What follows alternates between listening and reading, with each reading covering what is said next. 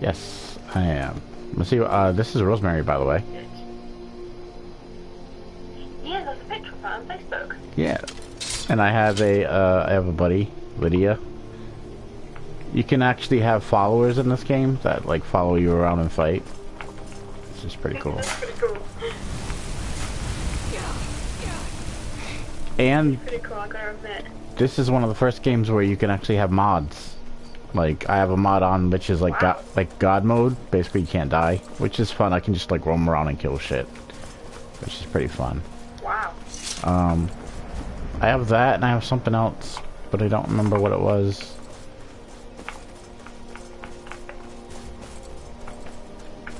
I've never been big into like the Oblivion games, so like the Elder Scrolls. I can't talk.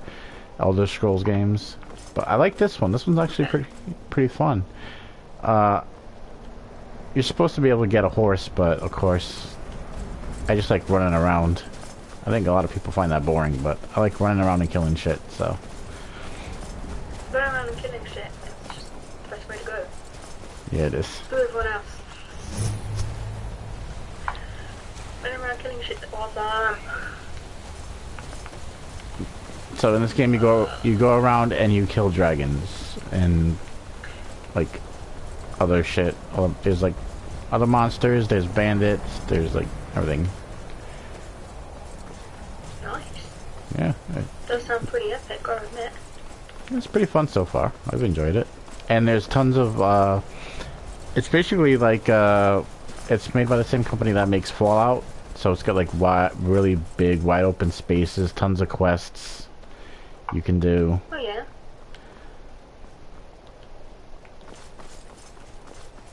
So just randomly and completely off topic to being on this game. You know, I was me and Raven were talking about something earlier about wrestling in where I live. Basically, there was a group I used to go to when I was younger, and my friend actually wrestled. And it was like one of the first live wrestling matches I've ever been to was this specific match. They've actually moved the match to me. It's now in community centre. It's just up the road from me. You should go one day. Oh no, I can't. I don't want to show my face in there. Why not? Should be like, remember me, motherfuckers? Huh? Should be like, do you remember me, motherfuckers?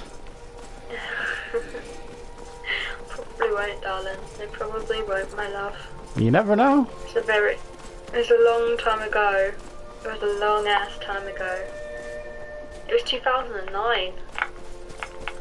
Yeah, you should be I like, think I've grown quite a bit from 2009, I'm afraid. should be like, I'm here to become the women's champion. To be honest, right, I was actually going to join them. See? Be the women's champion right now. I'm not another women's champion. It's a nice idea, but it could never happen. I can't believe they're doing that. I got the old event promo. I mean, I haven't seen this particular wrestling JWF for a while, and I think they did. I think they were shutting it down, which is why the Psycho Clown left, and my mate Checkmate left as well. I can't remember what the other guy was called. I just know his name was Luke. But I can never remember his second name. He was nice. He fancied me. He used to bring me newspapers. Which I know sounds really weird, but he wouldn't just bring me one newspaper. He'd bring me the entire, like, because he was a newspaper delivery boy. He'd buy newspaper delivery boy. He'd buy all the papers. Entire, like half his. I really can't speak tonight. See, look, this is what happens when I'm having cough and withdrawal symptoms. He'd bring me half of his bag of papers because I have bunny rabbits, and he decided that a really smart idea was to bring it to me so I could rip it up and use it as bunny rabbit paper, so my bunnies had bedding and I wouldn't have to buy any. I did try to explain to him that yes, that's probably a smart idea, but I did use sawdust, not paper. Especially not paper with print on it, because I didn't really want my rabbits eating ink. But the thought was there, I guess. And yes, he's very sweet, bless him. Oh dear. Just to think. Oh dear. Oh dear. I don't even know who was videoing these, to be honest. Do they have a YouTube channel? No, that's the thing. Be careful. It's James Wish. They do James Wish charity events and stuff like that. I know it was all for charity. I'm surprised they don't put their stuff on YouTube, because a lot of I know back in there is some on YouTube. Yeah, there is some on YouTube, but not enough to. Now, do they put it up themselves, or do they have other people film it and put it up? Fans film it. Yeah. Yeah, it's not a very big company. There's one guy though called Xavier777 Rainey, who apparently has an awful lot for JWF. Oh wow, he's even got a picture saying JWF. Good for him. And their website is down. Yay! You can probably access it like way after the stream. Yeah, probably. Fighting a giant. That's something. Well done. You fight that giant. It's like a bowl.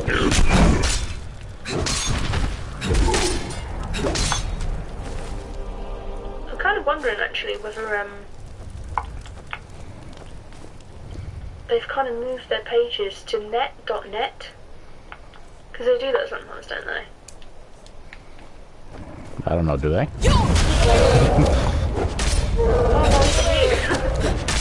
What, like wrestling companies? Do they have any kind of domain name? I guess it depends on where they're from. No, it's extremely helpful. You're my helpful boy.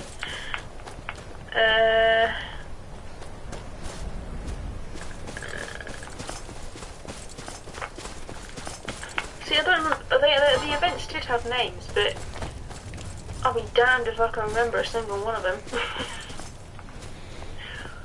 Oh, back in the day when I backyard wrestled for like a year, we had fucking my mom at the time had this handheld camera, and it had VHS tapes where you could record on VHS, and we were gonna do that. We were gonna tape some of the events, and then we were like trying to decide, should it be, you know, scripted, because, you know, wrestling scripted, but like we were trying to decide if there should be like real winners, or if, you know, whoever is good enough to win wins. So we were like, okay, well, we're gonna not do that because we don't want to like seriously kill each other, because it's not like fucking cage fighting or anything like that, just a bunch of backyard wrestlers. And yeah, we were gonna tape it, and I had a camera, and it was fucking, it's like one of those old news cameras that they have in like the older movies, where they're like, they sit on your shoulder and they weigh like 5,000 pounds and they're fucking heavy. So yeah, it was that. It's not like nowadays you have these fucking tiny pocket cameras that weigh like 0.5 pounds and you can take them anywhere with you. This thing was huge, and you literally had to sit it on your shoulder, and if your battery died, you had to plug it into the wall and charge it. Wow. So if you wanted to use it and basically, you know, take it with you, you had to constantly keep it plugged in, because it went through batteries like crazy. Like, it doesn't, the battery life isn't like a lot of the shit that's out there today. It's like, it didn't even last maybe 2 or 3 hours, if that. If you were lucky, it lasted that long. Nowadays, you can get a good like maybe 6-7 hours out of a camera if you get like a high-end one. So yeah, pretty interesting. It was, yeah, we were gonna like Because at the time, public access channels were huge, and there was this company. Well, it's not really a company. It was these kids that wrestled, and we were like, well, if they can do that and get on public access, we can do that too. You know, we didn't, but you know, they would have to pay for like because public access, anybody can do it, but you have to pay for you have to pay for TV time. So if you wanted like a half hour of a show a week, you would have to pay for that TV spot. They don't just give it to you. And basically these kids, they were in junior high or high school. I think they were in high school. They were like a year ahead of me. And they would pay for TV time, and they would film these shows, these wrestling shows, and they would be on... basically on the TV, and everybody was like, that's pretty cool. I mean, they didn't have like a real ring, they had like a makeshift ring where they made it themselves, and the ropes were kind of all like weird and stuff. But I mean, people watched it. I watched it. I thought it was pretty fucking cool. Like, these kids just, you know, they made their own championship belts and everything, and it was just really cool. So we were like, okay, we're gonna. Interesting enough. We were gonna do that. I was like, well, we could do that. And we, in the end, we really didn't end up doing that. But you know, it was an idea that we had because of that. They were doing it. We thought, well, why can't we do it? Yeah, why can't you do it? Well, I guess it was just we didn't have enough people that wanted to do it. Were into wrestling back then. Not a lot of people were into wrestling. You know, they weren't openly being like, oh, I'm a, you know, big Stone Cold fan. I'm a big this, you know, the Undertaker fan or stuff. You know, people really didn't wear wrestling shirts like they do now, like out in public, because a lot of kids would get made fun of. But wrestling's awesome. Why would you make fun of wrestling? It's just, just people just didn't come out with it back in the day. It was like everything is so reversed now. Like, being like a nerd and having glasses and like liking Star Wars and fucking comic books and all that other stuff. Like, that's cool nowadays. Like, back then, that would get, you know, you would get a shit beat out of you. Sadly, you know, you could love that stuff, but if you talked about it and like people heard you, they treated you like complete garbage. And nowadays it's totally different. Like, I mean, there's always been like Comic-Con and like video game conventions, like E3 has been around for like forever. And you know, people talked about it and stuff like that, but they didn't really come out and say, oh yeah, I'm huge into video games, or I'm huge into comic books, or whatever, because, you know, they would be laughed at. And so they just didn't. They just kind of was like, fuck it. Fair enough. Well, thinking along the lines of the fact you were saying, you know, that they made their own belts and everything. That's kind of what these guys do. The JWF, they make their own belts. They paint up and make belts that are kind of like the WWE belts. And then they wrestle for them. And I mean, it's quite interesting that when you watch them, you know the specialist equipment for the WWE, because when they try and put people through tables, it doesn't always work. In fact, 9 times out of 10 it doesn't work, which is what's so funny. Because it's almost like bloopers, because you suddenly realise that those tables must be specific. Oh yeah, they're a lot of them. Back in the day, like when they first started doing table stuff, they weren't. But you figure, like, if somebody gets put through a table back then, a lot of the wrestlers were heavier, and tables were like a lot thinner back then. Like, nowadays, they're if you look at like the tables on wrestling now, they're a lot thicker. Like, if you like me and you watched the Sasha Banks versus Charlotte Hell in a Cell, when they were trying to put Sasha Banks through the table and it didn't break, yeah, but she's so light, isn't she, bless her? Yeah, she is. She's tiny, but I mean, you see how it didn't break. It's probably because first, like you said, she's fucking, extremely skinny. Yeah. But they also. Well, they tried to make it more realistic, so what they did. Oh, sorry, Angel. I was just saying they usually pre-cut the tables, or they have the tables like made a certain way so that when they have wrestlers go through them, it's easier for it to break. Yeah. What they did in 2009, the people in here, is most people know what they are, wallpaper tables. Yeah. Very thin.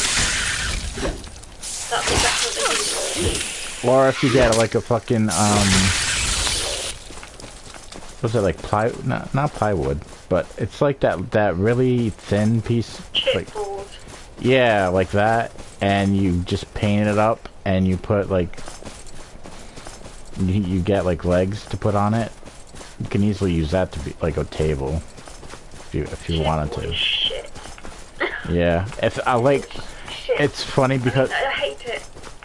back in the day when I used to watch these, they used to come out with compilations of backyard wrestling, and these kids would use these like basically they would use these like really skinny pieces of plywood, and then they would put like fucking barbed wire and razor wire on top of them, and then they would just like... We're going ECW there, aren't we? Pretty much, yeah. They would just like fucking driving each other through these tables, and like the barbed wire would get stuck in these guys' like arms and legs, and they would light these tables on fire, and they would jump off of roofs and stuff. It was just like fucking insane shit they would do.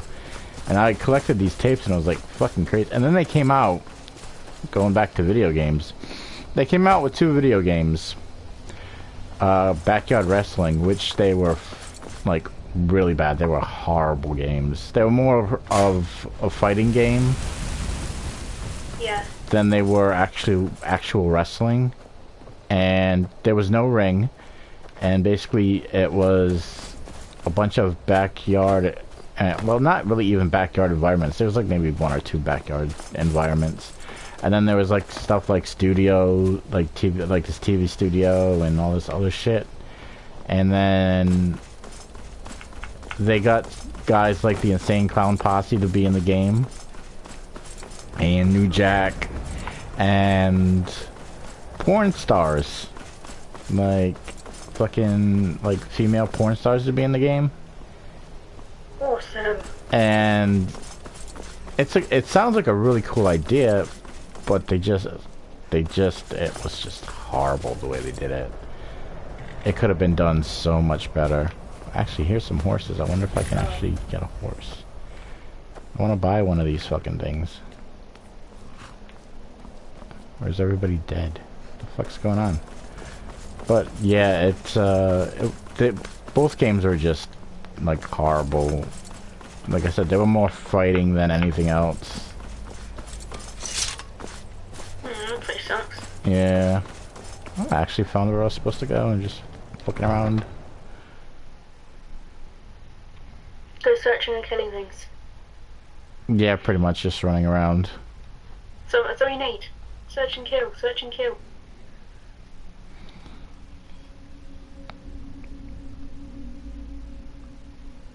You come here where you're not wanted. You eat our food. But yeah, it's pretty easy to make like a wrestling belt. If you there's so many people on YouTube who actually like. I know there's just that one channel I showed you, that girl. Yeah, she made one, didn't she, out of cardboard? Yeah, even if you get like you get like a nice piece of leather, or like one of those weight belts. You know how like the weight belts like guys work out with. Mhm. You get one of those, and then you get, you can paint it pretty much. And it's since it's a weight belt, it's already like We've intercepted couriers from you know, Solitude. you can already put it on you, and then you just get like the materials for like the middle of it or everything else. Yes, you were with us. And then you just make it. I mean, it's not that hard. I'm not mistaken. A fair point. Well, you've come to the right place then. Speak with Galmo. I'm always looking for able fighters. Not everyone can say they've made it out of Helgen. Seems we're all branded villains these days. So long as your criminal past it depends. If you put time into it, it's not that bad. But I mean, if you rush it, it's gonna, of course, it's gonna look like shit. And what would you have me do? See, I have an idea in my head. I go to make it, and it never comes out exactly how I wanted it to. I'm like that. I take my time. I'm like, actually, I'm like that too. Because there'll be times when I want to draw something, or I like you said, you'll have an idea, and I'm like, okay, yeah, I got this completely figured out. This is how I'm gonna do it. I'm gonna do this and that. It's gonna look amazing, and then I go to do it, and it's like, this looks like shit. This looks like fucking horrible. This happens to me too often. Speak with Garmar. It's about time they turned their gaze from the heavens back to our bleeding homeland. What do they want? I have the greatest respect for the Greybeards, of course. Too often. And the dragon attacks are a growing plague. But the political situation is still delicate. Not all the Jarls are fully committed to supporting me as How would I have King. been in 07? I can't afford to appear. How old am I now? I can't agree to this. What's my age Tullius again? himself will be there. What's my age again? What's my age again? Alduin, the world eater of song and legend. It's not easy to remember If this that's stuff. true, we're all doomed anyway. And if it isn't true, well, then the fight to free Skyrim goes on. Either way, I don't What? see the use of Okay, talking to the Empire. okay. So it wouldn't have been. What? You're right. Oh, you're Let doing well Tullius be the tonight, one to Sean. insult the Greybeards by refusing their summons. Show up these Imperials for the foreigners they really Oh, I think are. I found the official page. Yes. I'll give Tullius one more chance to quit Skyrim. Official page of. Holy moly! Of JWF, Torrid was sorry. merely a messenger. Oh, okay. You just like, I found the official Whoever we page. replace them with will be Okay. Yeah, because there's the pink glamour dude who comes out in all pink. They used to come from the kitchen, so it's kind of interesting. They actually shut the kitchen off. kind of. Our wrestlers get, you know, they have a snack, and then they go and they wrestle. They come from the kitchen. Pretty much. Yeah, they do. They come from the kitchen. They used to raid the cupboards, and they used to be able to make tea and coffee and stuff. Let's have some tea before our tables, ladders, and chair match. Yeah, they did. Because I used to help out in the kitchen occasionally. Did they do those kind of matches though? How far did they go? Yeah, they do TLC. They do TLC. They do. You name it, pretty much. The only thing they don't do it is cage matches. But they get the chairs out. They get the tables out. They get the lot out. It's all videoed. They jump off the ropes. Now, how good of a ring is it? Is it like a professional ring, or is it a ring they built? Okay, so the ring changed because the ring was originally, the ring. Well, when I remember the ring was red. The ring then turned grey. The ring then turned blue. And basically, it is a company that is well known in Worthing. It's an official company. But having said that, they changed their logo so many times, half the people can't remember half the shit on there. And the wrestling ring, it is a proper one, but they build it. So It's a movable wrestling ring. So would you say it's something like Grimm has, like on Grimm's toy show? Smaller than that. Smaller than that, but it's a ring where you can build it. You build it yourself, basically. Okay. Well, not. Yeah. Well. It has the pieces, and you have to put it together. Yeah. Okay. Basically, yeah. That's the closest you're gonna get to it, really. Yeah. It was an interesting time. I'm trying to find the one with oh god, Psycho Clown. I don't like clowns, but One of them was called Pete Vicious, after Sid Vicious. I remember him. He was cool. Sid Vicious from the Sex Pistols, or Sid Vicious the wrestler? Sid Vicious the wrestler, but he was called Pete Vicious. Ah, okay. Because he thought it was cool. Which I like. I think that's great. Well, if you gotta steal a gimmick, you might as well steal a gimmick of a wrestler who's pretty good. He's pretty epic, to be fair, yeah. See, the colours went funny, because they started out with, like, red and silver, round about, well, let's say 5 years ago, red and silver, but they had blue as well, they had blue and yellow for a while. So I don't think they could actually make their mind up which way round they want to do it. They don't, they're not sure. It was kind of exciting, I guess. Oh wow, Kind of how do you exciting. subscribe to a channel twice? What the hell, YouTube? YouTube has a way of fucking things up a lot. I click subscribe, right, and then I click, I didn't think I clicked subscribe, so I click subscribe, and it says I'm subscribed to the same channel twice. I have 2 of those now. Well, you know special. the fucked up thing is, we did a Halloween stream, and we did it of WWE 2K17, and Yeah, we did. god damn, that game is so glitchy now. Like, it's really, what of the patches, they didn't fix any of the glitches. Like, it's like there's still people walking in the fucking ceiling and like some of the arenas. But anyway, we did a Halloween stream of that, and I went to put it up on YouTube, and it got striked, or no, it got like Banned from countries other than America. yeah, well, pretty much. But even I couldn't see it, and it was my fucking video, and we put it up there, and it said it was banned by the WWE, which there's like so many other people who do WWE videos like on their channel, and mine have been like not copywritten, but just kind of like to the point where like people can't see them, and I've only had that done like maybe 5 times. I have a bunch of wrestling stuff on my YouTube channel, but it's only happened. Which you can watch. Yeah, but it's only happened like maybe 5 or 6 times, and I doubt it was like WWE going, okay, well he can't have this up here. I think it's just the way YouTube is. Like they fuck up a lot of shit. Their stuff is super, like, it's just super fucked up right now. And then they had this big thing going on where it's called YouTube Heroes, and basically you can go and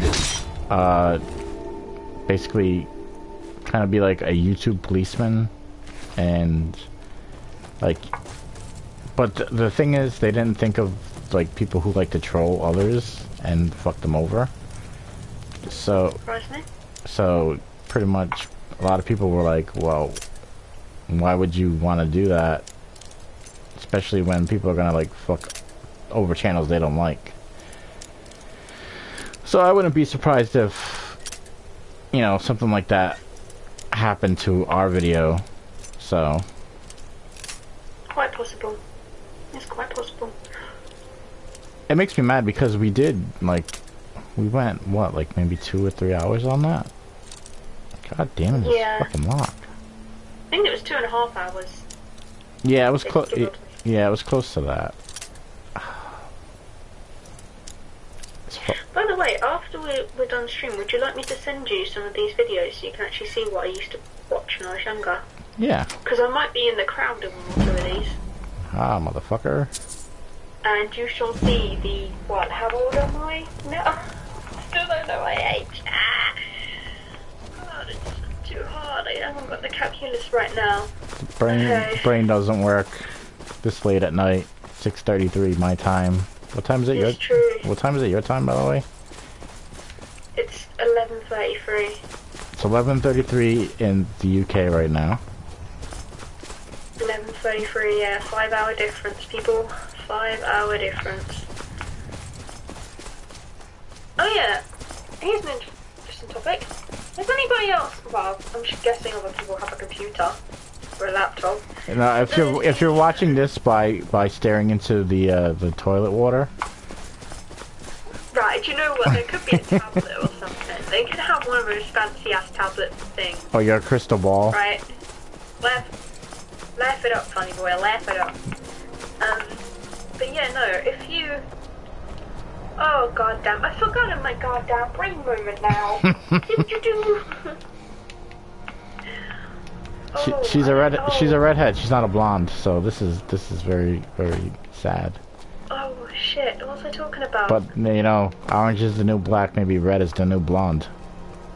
Oh, back off.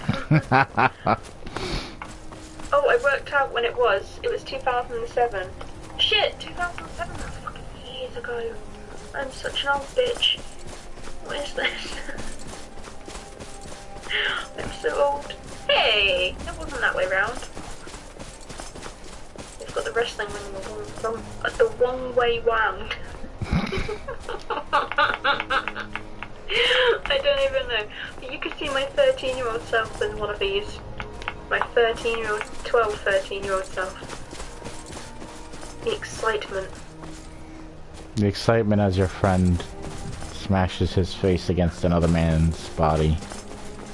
Well, actually, he didn't do much wrestling, which is kind of shocking. And I can't find any videos on him. Otherwise I'd show you, because his nickname was Checkmate.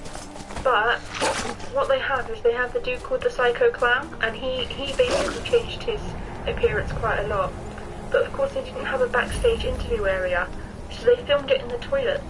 So you can see the toilets in the background. We're here with Psycho Clown. He's taking a shit. He's got a match up against Grumpy Phil tonight. Psycho Clown, how are you feeling? Oh yeah, I just gotta wipe my ass real quick. This is gonna make you laugh even more. They walked out of the toilet. That's what they do. They walk out the toilet door, and you see the toilet behind them, and then they start doing their promo. Out in the back of the toilet. Can you just imagine like somebody flushing while you're trying to cut like a serious promo on somebody? It's like, Grumpy Phil, tonight we've got street fight. We're gonna take it to the streets. We're gonna go. Yeah, tonight. Tonight's the night. End our feud. Somebody flushes the toilet. Yeah, just like that. It's gonna be over. I'm gonna flush your career. But no, it was all done. Like in their own little. It's literally in a tiny community centre. It wasn't in a big place. It's not held anywhere big. It's held in a very tiny community centre near a school, which was quite smart, I've got to admit, because of course all the school kids used to come straight round. And I think it used to start at about 6:30, 7:30. I always turned up early because I used to watch my friends start performing their routine. So they'd show me some of the moves they were going to do. They were going to go, oh, I'm going to clothesline him. And I remember going, what the hell is a clothesline? I'm going to kick him in his balls. Huh? I'm going to kick him in his balls. Yeah, I can't wait. I know. Well, I basically knew what they were doing before they started. And then they used to play around in the ring a little bit while it was being set up around them. Well, what kind of wrestling were you watching while playing around in the ring, huh? They were trying their moves out. But 9 times out of 10, they get into the ring and forget what they were supposed to be doing. So they just randomly start fighting each other, which is why there was always an ambulance around. Because 9 times out of 10, they'd have to start improvising, because they couldn't fucking remember what they were supposed to be doing. So you'd see a clothesline, you'd see them both go for a clothesline at the same time, and literally fall flat on their asses, kind of look around like, oops. Ah, I got a butterfly. Oh, well done. Well done.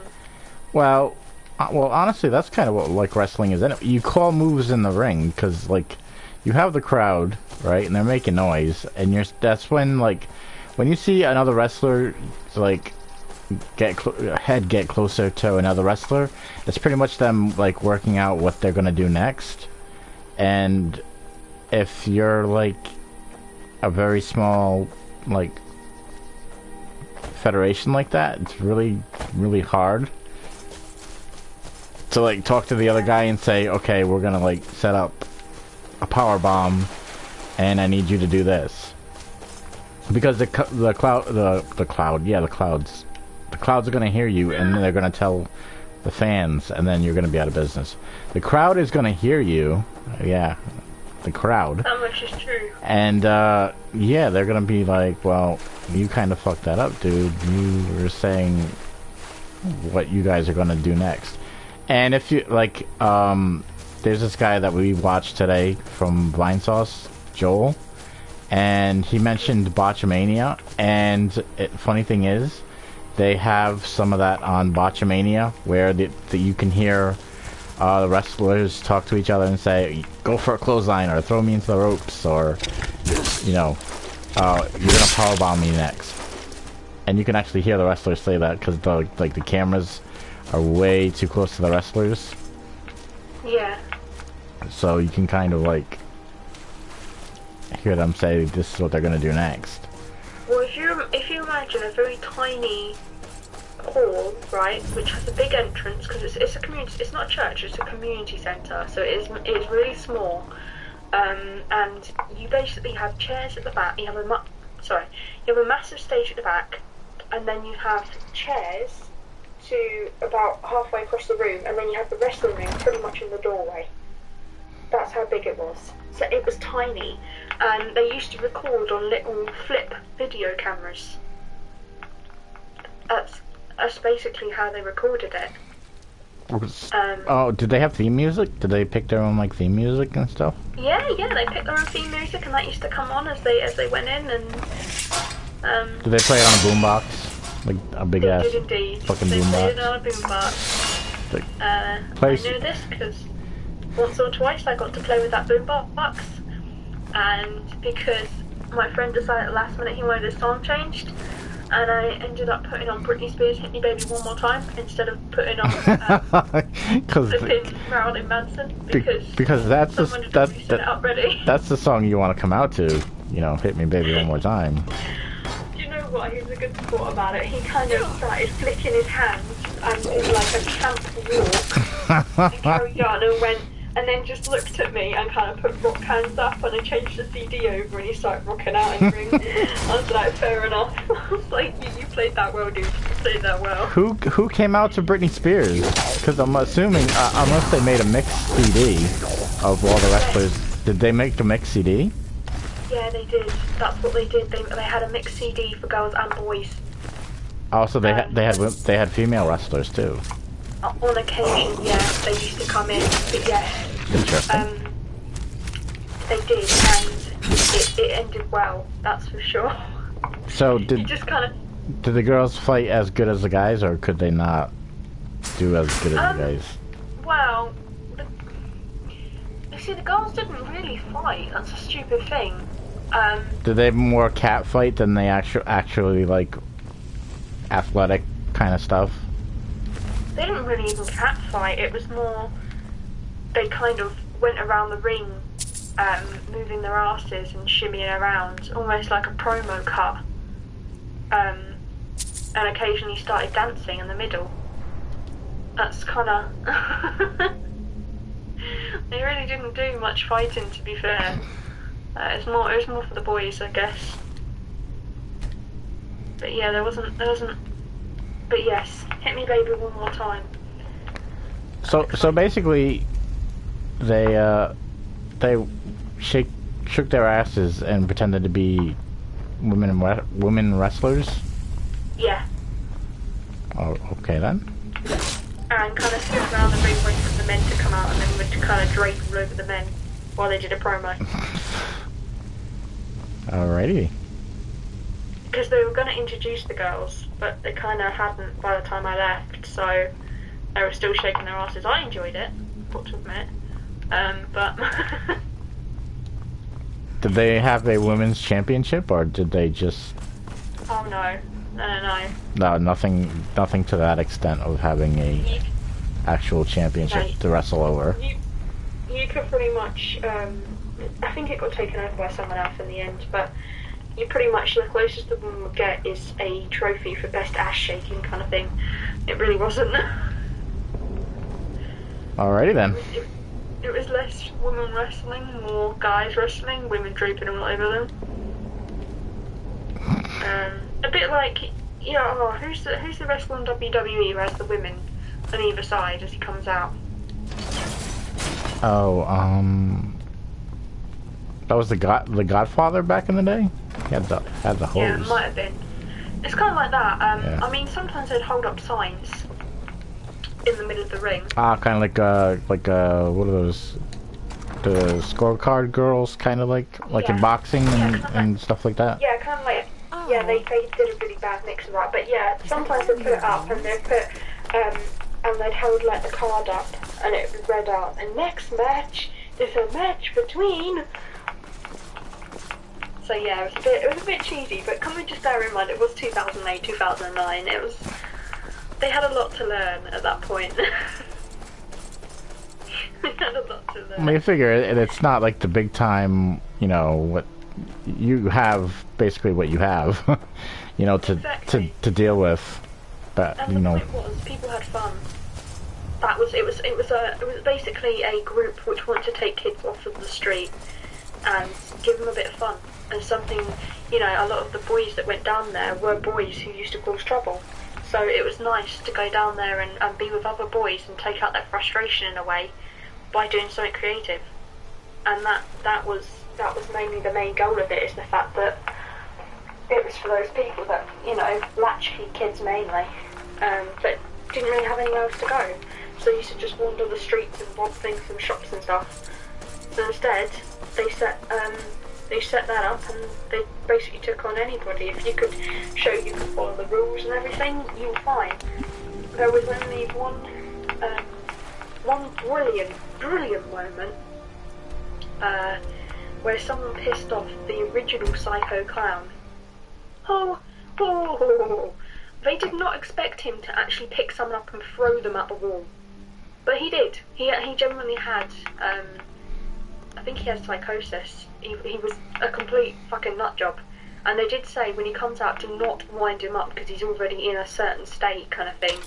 And there was this little kid that decided it'd be really funny to taunt him, and he picked the child up and threw him at a wall, and then carried on with the wrestling match. I'm not interested, Charlie. It doesn't matter. Well, if you think about it, you can't really be called Psycho Clown if you're not psycho. I mean, they really couldn't call him the stable clown, could they? Should've just called him fucking Killer Clown. He's mentally stable. Yeah, no, he definitely was not. He had a lot to a lot to answer for. So you said the original. So was there multiple people that played that character? Yeah, people came and went, and people took on the name. So Psycho Clown may be the same for 2 years, but then literally you come back in one day and Psycho Clown was this whole other dude. It was like this skinny little shit that really couldn't pick anything up. And every time he tried to powerbomb someone, he'd end up flinging himself into the ropes, which just made me laugh an awful lot, to be fair. I'm telling you. Speak with Leggett Ricka. Yeah, because the original Psycho Clown, What do those no old one knows how hermits old want he with was. me? I think he was about 20 odd. Why? There's nothing to discuss as long as that traitor this also guy is in proper arms built against himself his up. rightful emperor. And he was like one of the top They are contestants. getting to be a problem. He wasn't But as I big wasn't sent to as Skyrim one to of the fight guys. My job is to quell this I rebellion, think his name was and I Rain. intend to do just that. But Dragons or it's no R-A-N-E, Rain. He wasn't as big as him. He literally travelled everywhere. He was like Fair the enough. boss. We're driving the But Stormcloaks Psycho Clown back wasn't well too enough far at off the him. moment. And he used to We're wear already one of those big masters. Halloween That's masks what with the comes of green trying to win a crazy war with a bare clown hair. handful of legions. If That's the what he used to Emperor wear. would just give me the And yeah, but then it reinforcements I've changed, requested. and someone basically took his name because I think he was kicked out. Yes, fine. Because I'll obviously he come to wasn't this allowed to tap the graybeard fans. council. That's when they All started good. bringing ambulances in and stuff for the wrestling matches because of him. He'd be And when he insane to left, try. someone He else took doesn't his have name the up. That's not what my scouts But they report, became sir. Every- Psyclown instead. So instead of Psycho Clown, it was Psyclown. But it was skinny little kid. There's actually a video of this skinny little kid. He's the one that comes out of the toilet. Basically we all float down here. A Rastafarian psych clown, as he's called. Yeah. The Rastafarian. Yeah, he's got a hat, right? He has a hat, but I don't know why he did it. It's not his hair. He's tied to this hat, or sewn to this hat. You know, like the really cool, I can't remember what they're called. My friend Kieran would tell me. Dreadlocks? Like the braids. Do you know that's it, dreadlocks. Thank you. You know, like the dreadlocks that are all put in like plaits and stuff? Mm-hmm. He has red dreadlocks hanging from his hat. But they're not his hair. He's literally to the hat. Oh, I know. They actually make hats like that. They're, I don't remember what they're called. But, they're like part of, like, they're like a Halloween cut. They're kind of like Rastafarian hats. I think they call them, that's what they actually call them. But they're this big, like, it's usually a green hat. That's like this huge green hat. And it's got like dreadlocks popping out of it and stuff. This one is a red beanie with dreadlocks. Yeah, you can get them at like costume shops and stuff. So it's probably where he got his, to be honest. Or he probably, you know, he probably maybe custom made it, because I think you can get dreadlocks on their own, and then you can just sew them to any hat you want or whatever. So yeah. Well, you know the psych, right? So you'd think psych would stand for psycho on this dude. Oh no. If he was aiming for that, he did a very shit job, because his t-shirt is a psychedelic tie-dye multicolored shirt. Hello, Evan. How are you? We have Evan in the chat room, and he's listening to us talk about Rastafarian clowns. It's not just a Rastafarian clown, it's a Rastafarian clown wrestler. Yes, clown wrestler. We cannot forget the wrestling part. Cannot forget the wrestling part. And he also came out of a bathroom. So, there you go. Right, so just a quick backlog if you haven't heard this. Basically, there used to be a wrestling group near me where I live in the UK, and it was such a small community centre that the promos, the backstage ones, were actually shot in the toilets. So there is a that's the best place. Video. That is the best place to, you know, to cut a promo, is just, you know, in the toilet. I mean, they could have cut a promo, you know, and put him against the wall and taken the mirror down for a little bit. This is the community centre. But they didn't. They literally shot him coming out of the toilet block, and outside the toilet with the toilet door still swinging, he starts attempting to do a promo, which is really quite funny, in his red Rastafarian hat and psychedelic tie-dye multicoloured shirt. But it's all good. I think I just glitched this woman. She's like sneaking up on that booty. Oh, I glitched this guy too. He's completely glitched. Love it. Oh god, there's a bunch of people. Am I bad that I was gonna say, why don't you just stick your sword up her ass? That just was really funny. Yeah, this game's pretty cool. I actually enjoyed it. I didn't get to play it on the PS3 or the 360 because I've said I'm not big into like Elder Scrolls, or actually, you know, the only kind of games that I really liked that are like this was I enjoyed The Witcher, and what was the other game that I liked? Dragon Age. I love Dragon Age. Dragon Age was amazing, the first one. I didn't like the second one very much. Inquisition was pretty fun. I thought I kind of liked that one. That was pretty fun. But I never played this before. So I was like, what the hell, I'll try it. They've got mods and it seems like it's cool. So I have actually like a god mode type of thing, ring. So I can like just run around and kill people. Because I figured that would be fun just to like fuck shit up. So yeah, it's actually really fun, and it has like, I think it has all the downloadable content and stuff. And then you can see funny stuff like this, like a bow hanging in the air, and then this guy's like, "Yo, what's up?" He's throwing gang signs over here with his fucking mohawk, and she's like, "I'm gonna go cut a promo in the bathroom." I'm gonna go cut a promo on Psycho Clown in the bathroom. So oh come on, it was a little group. It wasn't their fault. They tried their hardest. Yeah, but if you think about it, if you're cutting a promo in a bathroom, there's shit particles. Okay, would you want to stand in a bathroom after somebody's taken a shit and cut a promo on somebody? It's actually proven. If you watch the episode of Mythbusters where they did this thing, right? And they tested to see if shit particles, they didn't call it shit particles because, you know, it's TV, but it's shit particles. I mean, come on now. Oh, fucking crap. But yeah, they tested to see if shit particles actually got onto your toothbrush.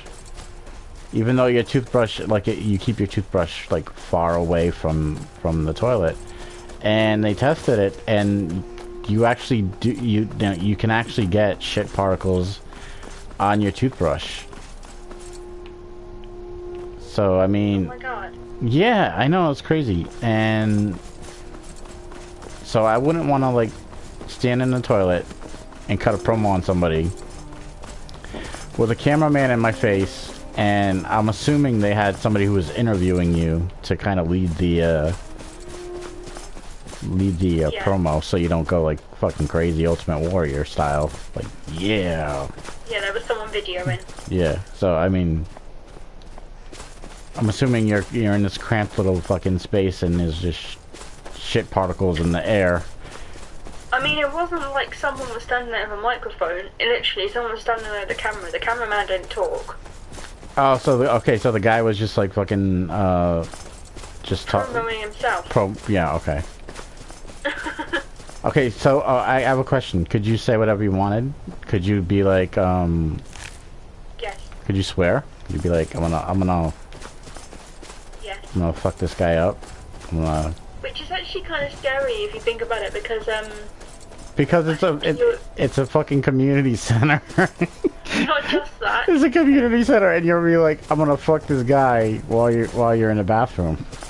Which is okay. Well, kids came to the shows, right? But you had to be, I think you had to be 16 in order to I'm gonna kick. In order to see the videos, or join their site to see the videos. I'm gonna kick this guy in the pooper. It's fucking great idea, maybe. Fantastic. Oh my god, there's a Christmas Santa fight. That's amazing. Oh god, okay, you have to tell me about this Christmas. What is this Christmas Santa fight about? Well, all I know is I am looking right now at some pictures of the old wrestling ring, and there are baubles hanging off the back of each ring post, and there is a Santa with an orange face and a fake beard and a really shit costume. Which obviously means Santa decided to be part of a Christmas fight. Is this a Donald Trump Santa Claus? It is. It is the orange Santa Claus of Tango Street. And they used to tell me I'd been tangoed. You've seen that man? He uses too much fake tan. Oh, somebody from the UK. Ah, there's the Psycho Clown. Somebody from the UK with a tan. That's interesting. Do they actually have tan machines out there? Yeah, we do. Tan machines. Do you guys not get burnt easy? Well, like, no. Well, it depends, doesn't it? Because of course the UK is made up of many different cultures. But a lot of people are perfectly fine. They sunbathe and they do get a suntan. I look like Larry the Lobster, so I don't suntan because suntanning is bad for gingers, or just this ginger maybe. See, I've never been one to like want to go get a tan. Like my brother, he'll go and sit in the sun until he's like has his skin peeling off, and I'm like, you're fucking nuts. But your brother looks like he's been stained with a tea bag. He's so brown. He is. He gets really, really.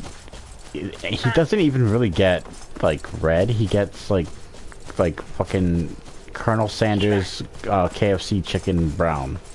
That's how he is.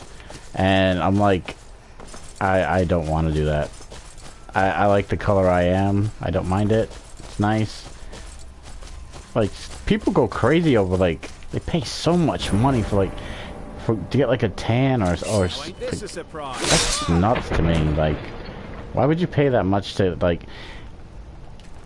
like sit in a tan machine and I don't know. When you say sit in a tan machine, do you know actually how they do tans, my love?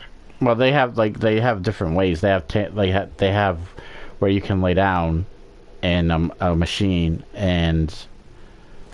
You mean a sunbed? Yeah, and I would never do that because fucking what was that Final Destination movie where she gets fucking baked alive in the machine? That scared the shit out of me. Did you ever see that? She's like, no, I didn't. She's there's this girl and she's like a complete bitch, and so she goes to get like in like a one of those fake tans, and she's gonna go in this like tan bed and shit, and she gets like fucking trapped in there, and she gets like cooked alive because she stays in there way too long. It's just really fucked up, but yeah. Sounds pretty epic to me, to be fair. Like, yeah, I am playing on the PlayStation 4, Evan. Which is cool because you can use mods. You're actually allowed to use. I think this is one of the first games where you can actually use mods, kind of like a computer, where you're always not always, but most games have mods. People just make a bunch of shit for games and stuff. But yeah, PlayStation 4. I think you need to take over this one because we was talking about Dragon Age as well. Oh yeah, They did a poor job on the second one, but they did a great job on the first. Yeah, I wasn't yeah, I actually really enjoyed. I like this game. I like it. I actually like it a lot. Oh God! Oh no! Oops, sorry. You're my friend. I didn't mean to do that. I'm on a fucking killing spree here, and just like I'm just slashing people left and right. This guy, he's kind of chilling, sitting on this bench here. Yeah, it's fun. I mean, I like the ability, like, back in the day. Well, first I'll talk about Dragon Age 2. I didn't even play that game all the way through. I hated it. It changed so much of what I loved about the first one. It was so different. And then Inquisition was fun. I really liked Inquisition. Like, I played the shit out of that. And but yeah, that was pretty fun. What was I talking about after that? I was gonna say something. Brain damage.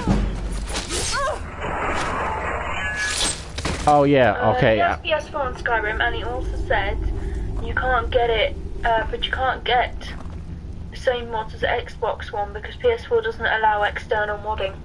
Yeah, they do have like different mods and stuff for, I guess, each system, sadly. And then they have the PS4 Pro that's coming out, which is basically, well, which sucks because it looks cool and the graphics look like they were showing off like different games and stuff, and it's like 4K. You can, like, I guess, watch 4K videos, and you can stream in 4K and all that other shit. But like, I really don't care about that. I just hope they don't fucking take support off of the regular PS4s like Nintendo did with the Wii U. because they're making the Switch. So they were like, okay, we're not gonna do any more Nintendo Wii U stuff. We're gonna stop making it and all this other shit. So I'm hoping Sony. I guess Sony was saying that they were gonna keep the regular PlayStation 4s so that people can still play games on them. But I'm just hoping. Yeah, it looks cool. I have to say it does look cool, and like the big thing right now is the virtual reality shit, like the Sony VR helmet and Oculus and all that other stuff that's out, and it looks cool. It's just I just don't have any interest in it.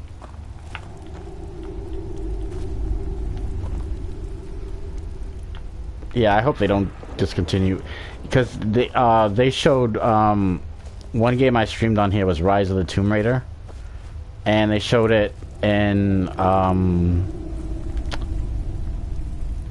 the PS4 Pro, and then they showed it on regular PS4. They did like comparison shit. They did that with a bunch of games, and I'm hoping I guess they're gonna have to release 2 different versions. Hopefully well, I guess maybe they'll have to release, if they're gonna do like a PS Pro version of like a game, and then they're gonna have to do a regular version of it for the regular PS4. That's just, I don't know, I guess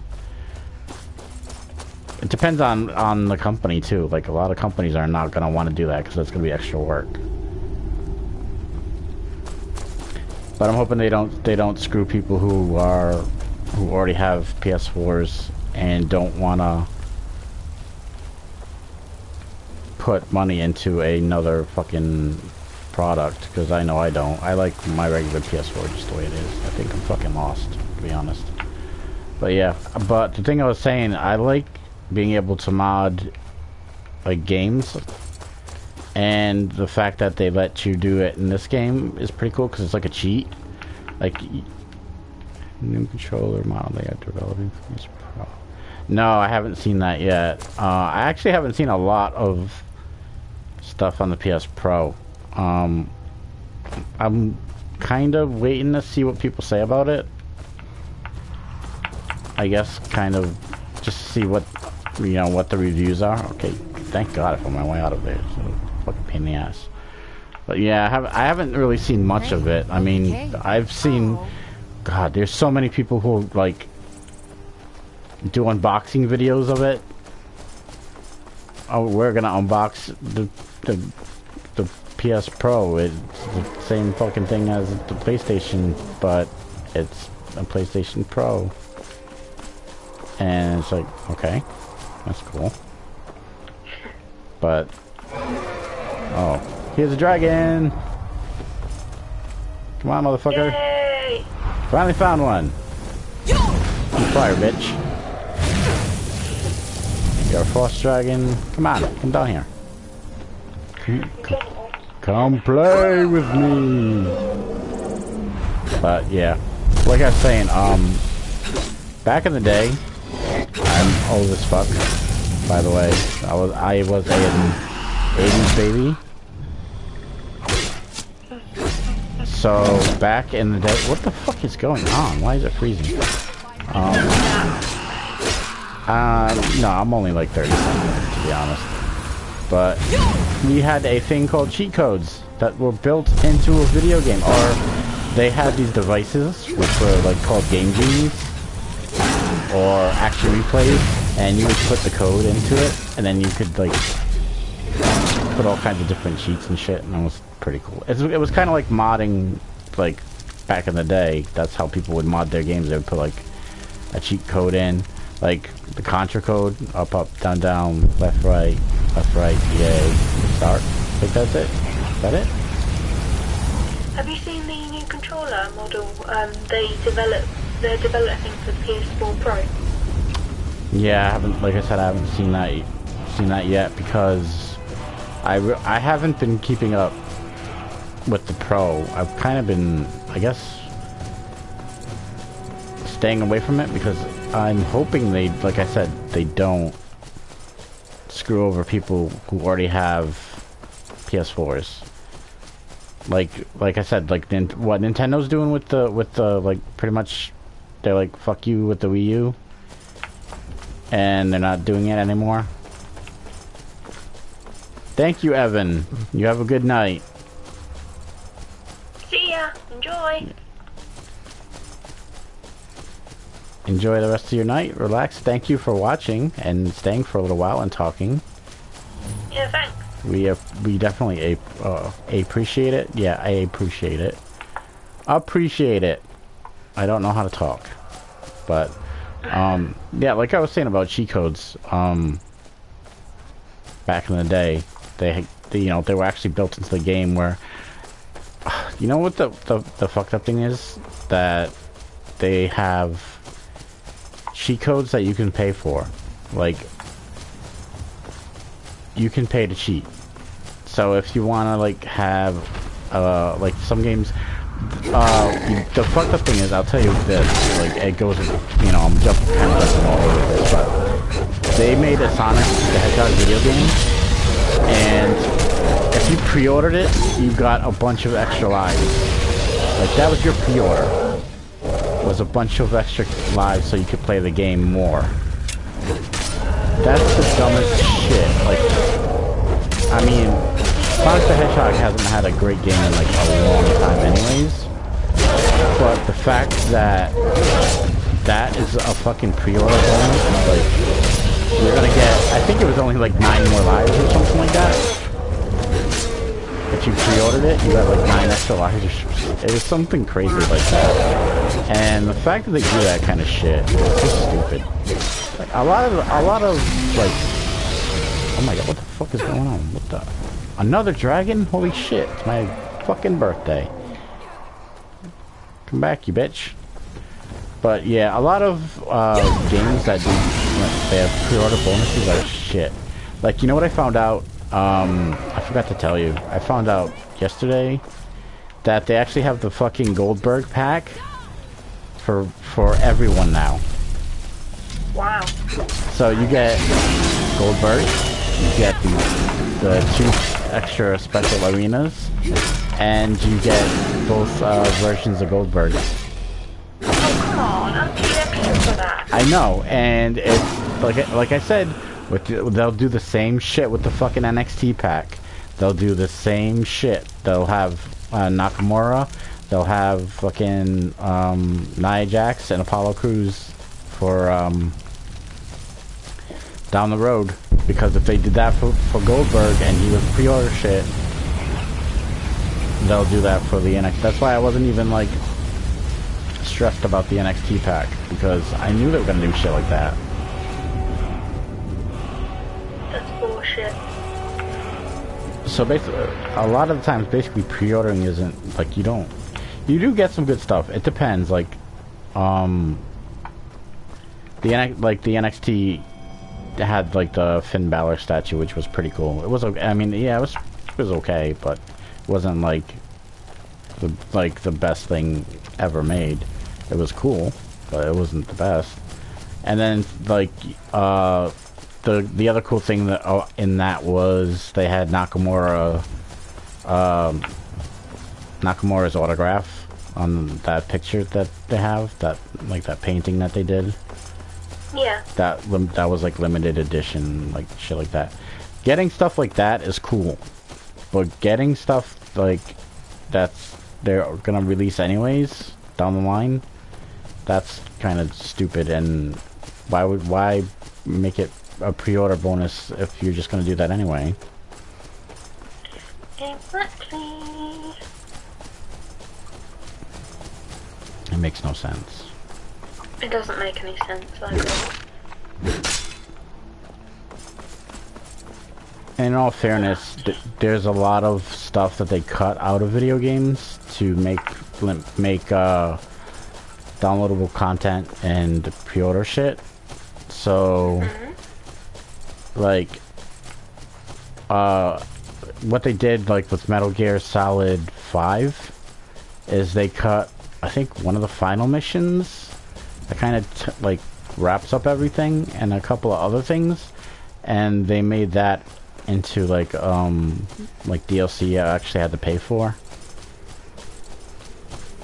And then there's this game called, I think, Azura's Wrath, where they cut the whole final, I think, like 5 chapters of the game, and you had to pay the DLC thing to actually find out what happens to your character that you played through the entire game with. Wow. So you figure, okay, Azura's Wrath I think came out, oh god, I can't remember when it came out. I think it was like 2009, 2010? Maybe... To find out. Yeah. But basically what happened was it came out, and you figure it's probably like a $60 game, so you're throwing down $60. And then on top of that, you find out, okay, you played this game for like so many hours, how many hours it is, and then you find out, okay, well, the ending of the game you have to pay for to actually figure out what happened. What the hell? That's really fucked up. That is really fucked up. What was the game called again, sorry? Azura's Wrath. I believe that's what it was called. Ah.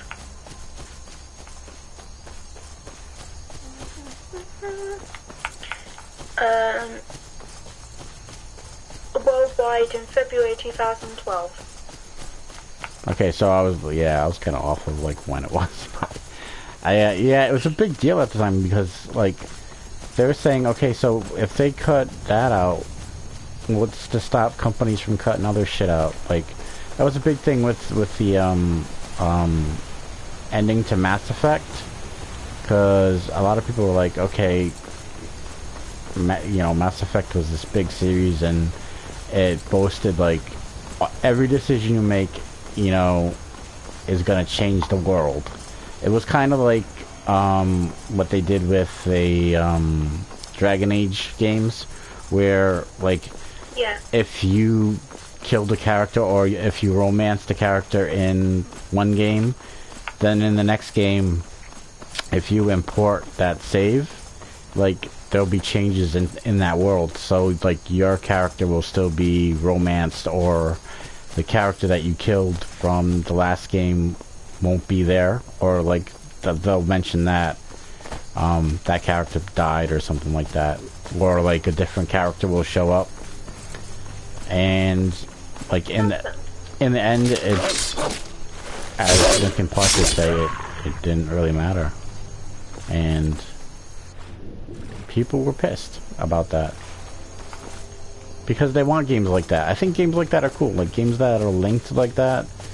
Like you do something and then in the next game it's like, oh well, you did this and this and this, and now this is changed because of it, and each person gets like a different playthrough. It's not the same exact playthrough as somebody else. That's why a lot of people were pissed at No Man's Sky, because they were like, the developers of No Man's Sky were like, okay, this game's gonna be fucking huge. You're gonna have your own worlds. You're not gonna come across, there's like a something chance you're gonna come across another player in your universe or some shit like that.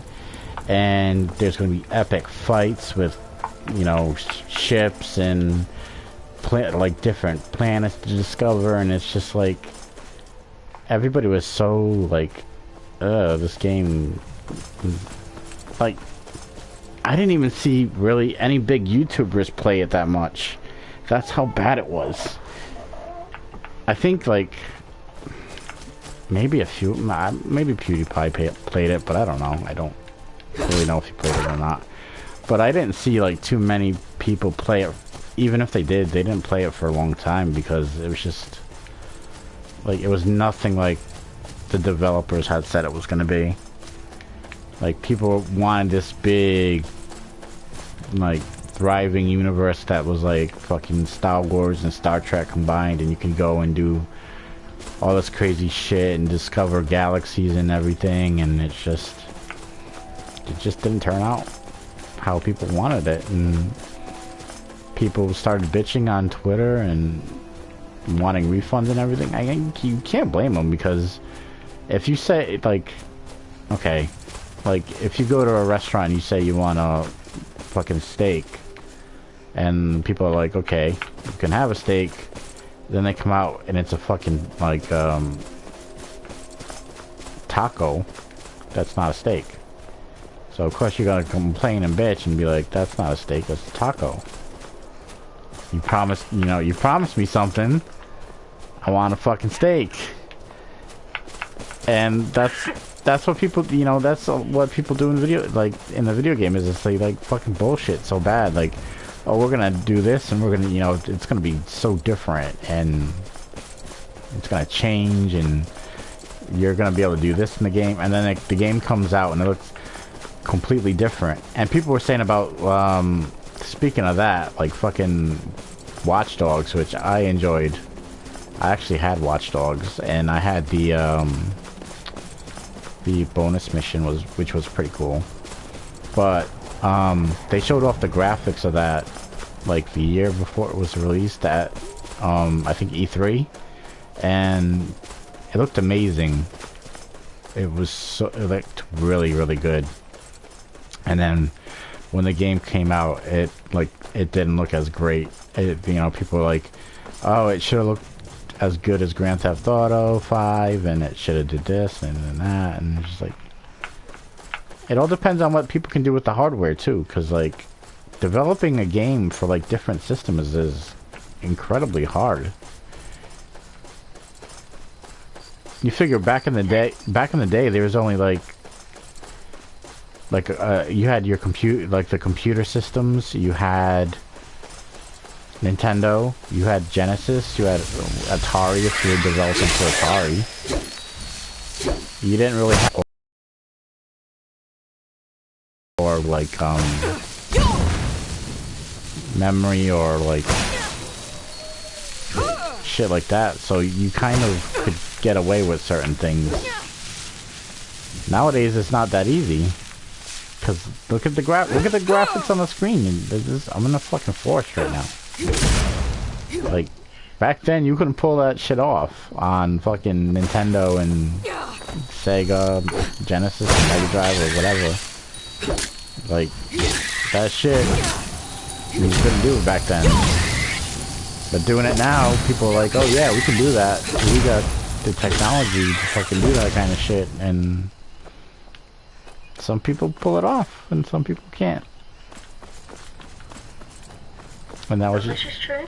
Yeah, that was a ramble for like fucking like 30 minutes for some reason about video games. I tell you what though, Evan said he's gonna sub to your channel. Yeah, that's pretty cool. Yeah, that's cool. I like when people come on and they're like, oh yeah, you're pretty cool, like I'll sub to your channel.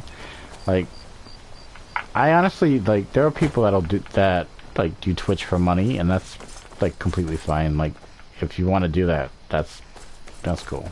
But I do it mostly because I like to play video games, and even when like I was maybe 16 or 17, I found a way to hook up my game consoles to my VCR, and then I would put in a VCR tape, and I would tape myself playing video games, and I would just go back and watch them, even though and I'd be like, oh shit, I missed that, or oh shit, that's pretty cool, I didn't see that while I was playing it, and then I would watch them over and over, and then I would tape over them again.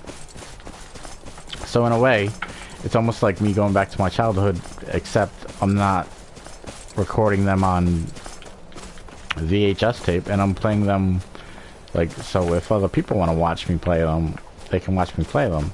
And then I go and throw them on YouTube, and then like maybe one person watches them on YouTube, but I mean they're there.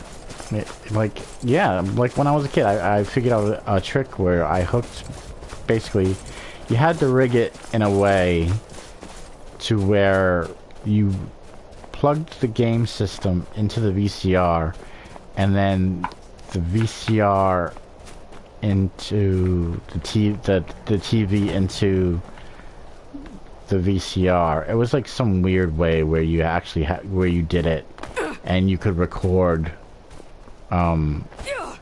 That you could record yourself playing video games, and I used to sit and I used to watch like Sonic, like me play Sonic the Hedgehog and like all kinds of different video games and stuff.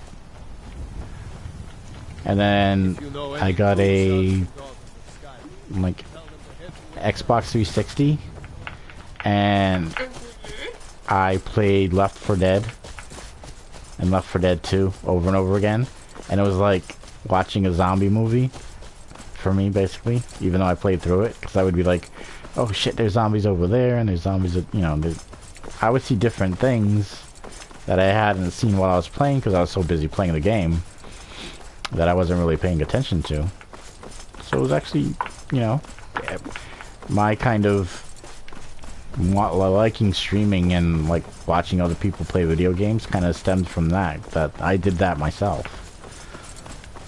It's just that I didn't talk over them all the time like I do on here. I just kind of like play, and then every once in a while I'll talk about stuff.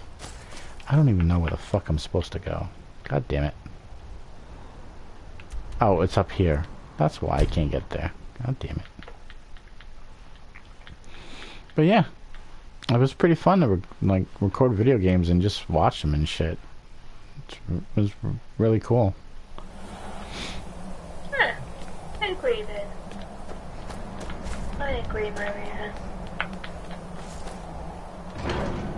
And I think I actually found a way to put, I don't know how I did it, but there was a way to put like music, like hook up a cassette tape player to the VCR as well, so I would put music into it as well, like for different things. So in a way, I kind of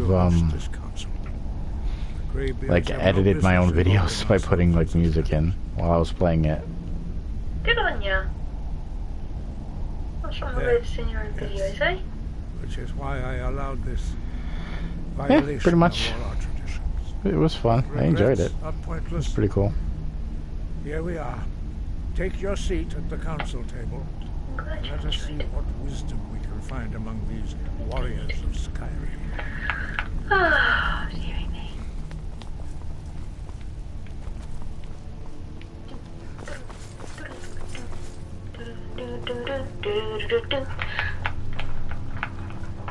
I never know what to say. I get to a point in life where I'm just like, what do I say now?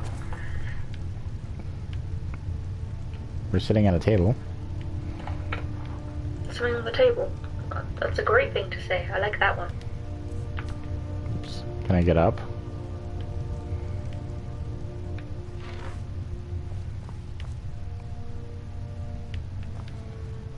Oh, okay. I'm supposed to stay sitting down, I guess.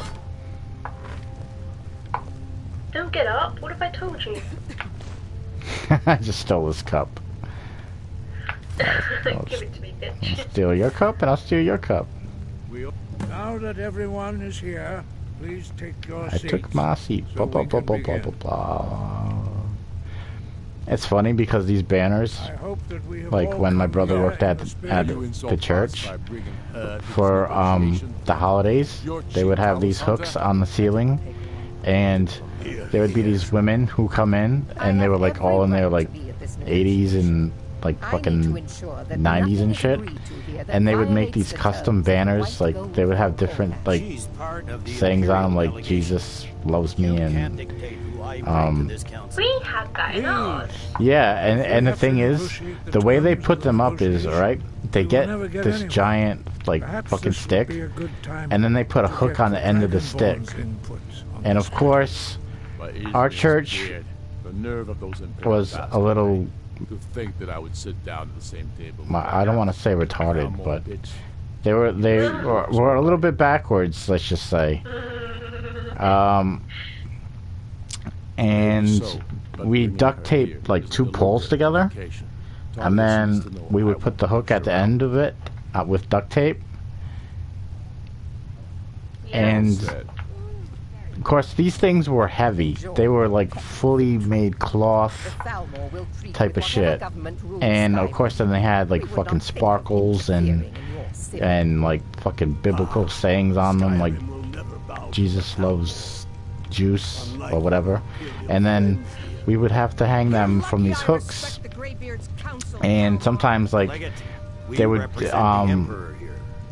the top would have this rope on it, kind of like when you I want to say it's like Here we go. what's it called? Like a coat hanger, like a clothing hanger, but it was made out of cloth, and you would have to. It was made out of like rope, and you would have to hook it with the homemade pole and try to get it just right so it wasn't crooked and it didn't like twist or anything, and it took hours to do because like shit would fall off of it because like they didn't properly glue it on, so like shit would just fall off of it, or like fucking you get sparkles like tossed all over you because they would just fucking dump sparkles. It was like fucking I was gonna say Pokemon, but it's not Pokemon. Fucking, what is it called? My Little Pony.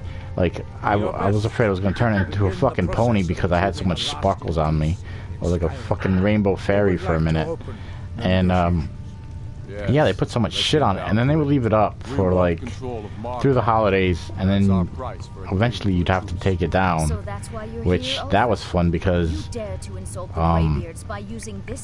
you can't fit a ladder between pews. And this is outrageous.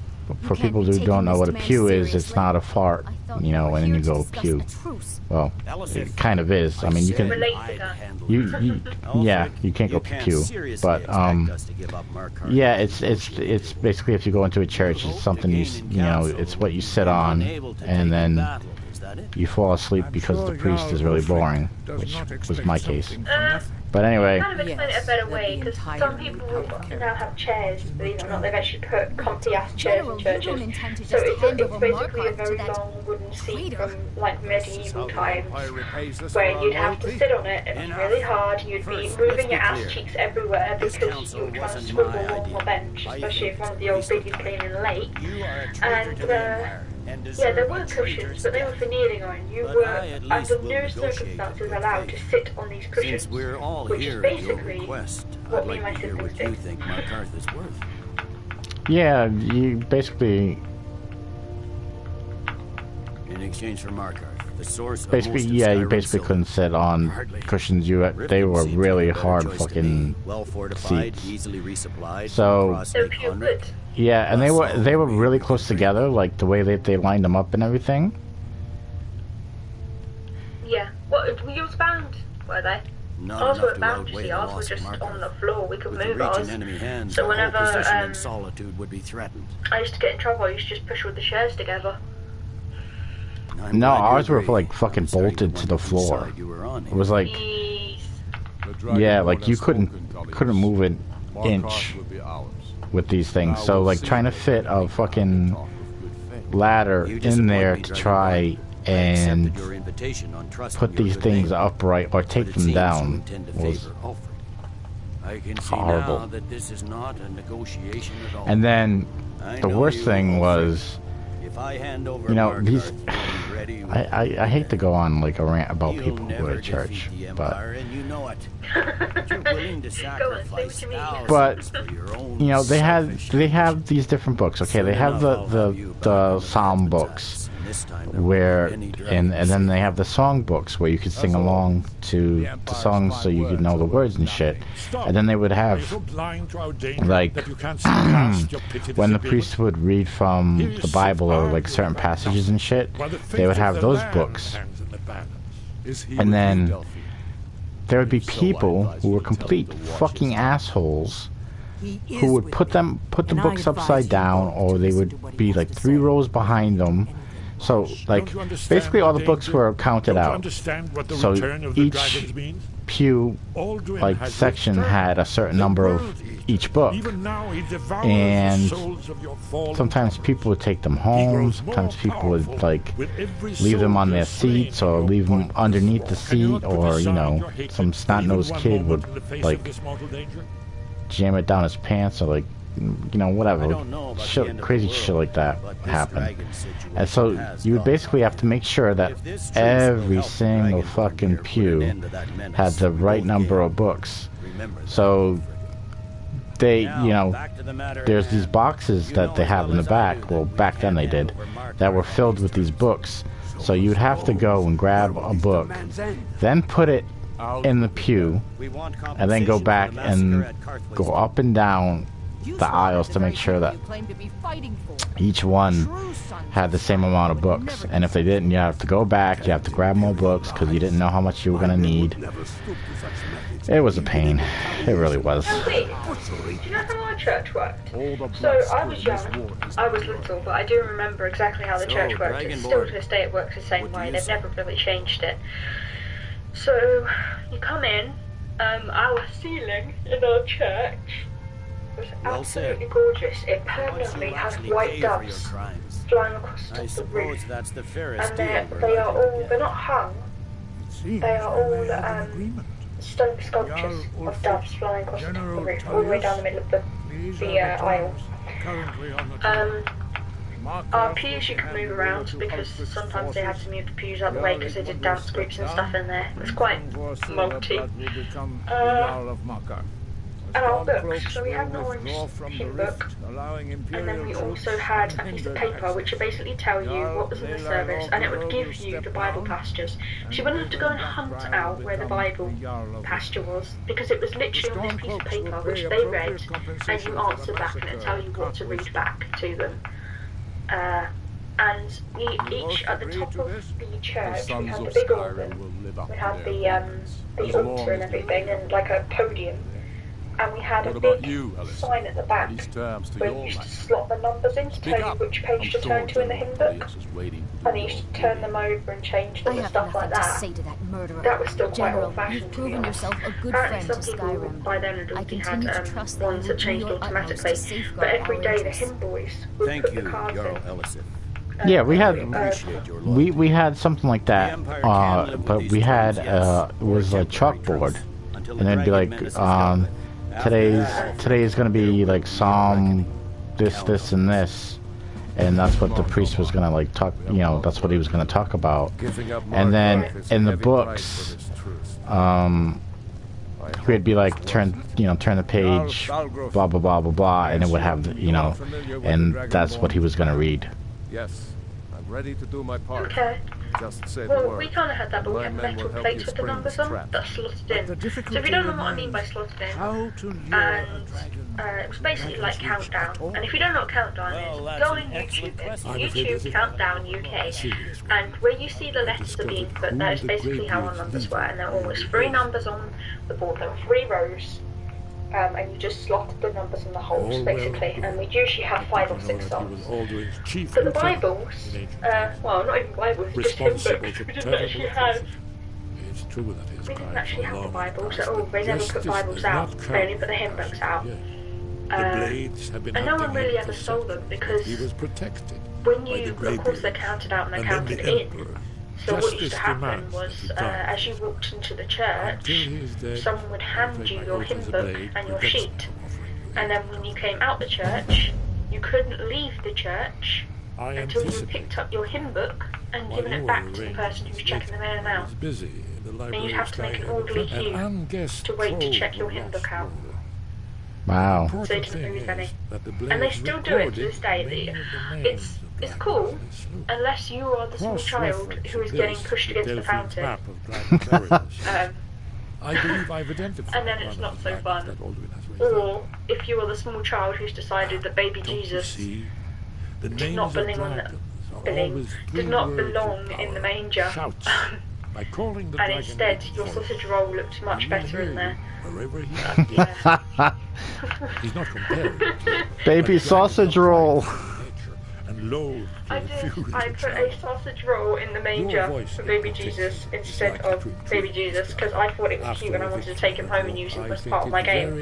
Now can we just note the vicar knew me very well. The vicar had baptised me as a child, so he knew exactly who it was. I'm no It's like, master Diablo is back. like these. Diablo has stolen baby It Jesus. is written here on this scroll. But right Good he knew who it was because the vicar used to sometimes come round for tea, basically, and usually I would be in the front room in my nan's house, and my granddad would be sitting in his chair, my nan would be in her chair before rushing up and making cups of tea and coffee and God knows what else. And the vicar would come and sit, and he'd go, "Charlotte, do you have anything to confess?" I'd go, "No." He'd go, "You sure?" I'd like, I'm glad you were able to negotiate a truce. Because I did this on many an occasion. It was literally whatever I had in my hand went in baby Jesus' basket. And in return, I would take baby Jesus and then I would swap them back afterwards and eat the crisp or the sausage roll or them. So they had to start moving it because, of course, if I go to church once that week, I am then eating a week-old sausage that has been stuck in the baby Jesus crib.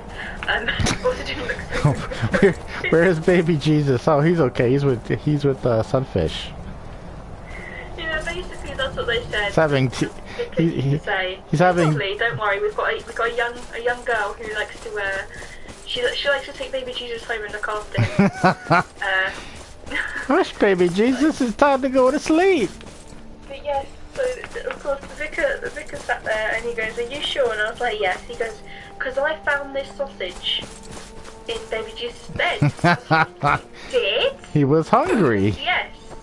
He goes, "Now, why would there be a sausage in baby Jesus' bed?" I went, "Because the sheep asked me for it." And he went, "Right." Feed me sausage. Again, why was there a sausage in baby Jesus' bed? Maybe Mary and Joseph was hungry. Maybe they were, because I mean Mary hadn't had much food. Maybe she was feeding Jesus in the belly. Maybe she was, but I'm sure baby Jesus was in the manger, wasn't he? Huh? He was, wasn't he, at Christmas? Was he? Yeah, he was. Can I have baby Jesus back, please?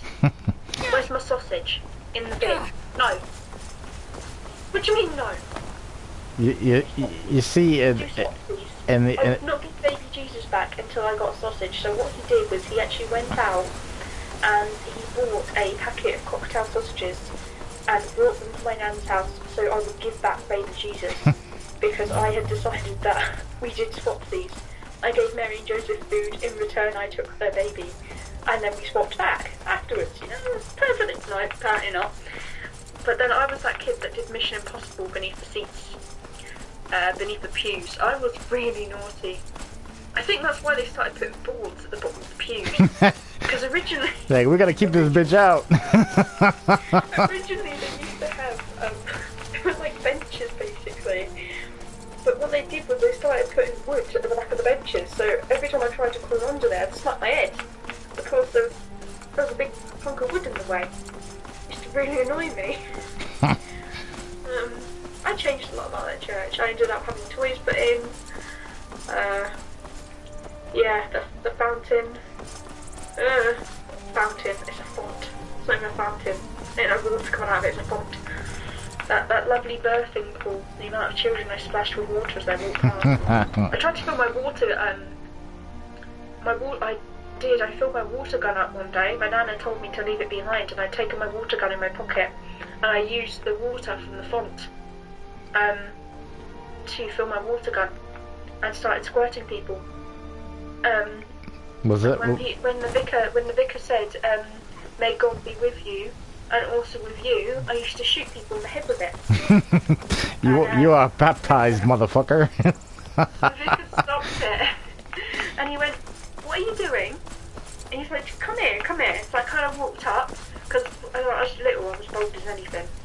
He was not stopping me, I was bold. I used to talk like, "What do you want?" kind of thing. He goes, "Now, I know you're enjoying yourself, but what are you doing?" I was like, "I am blessing people."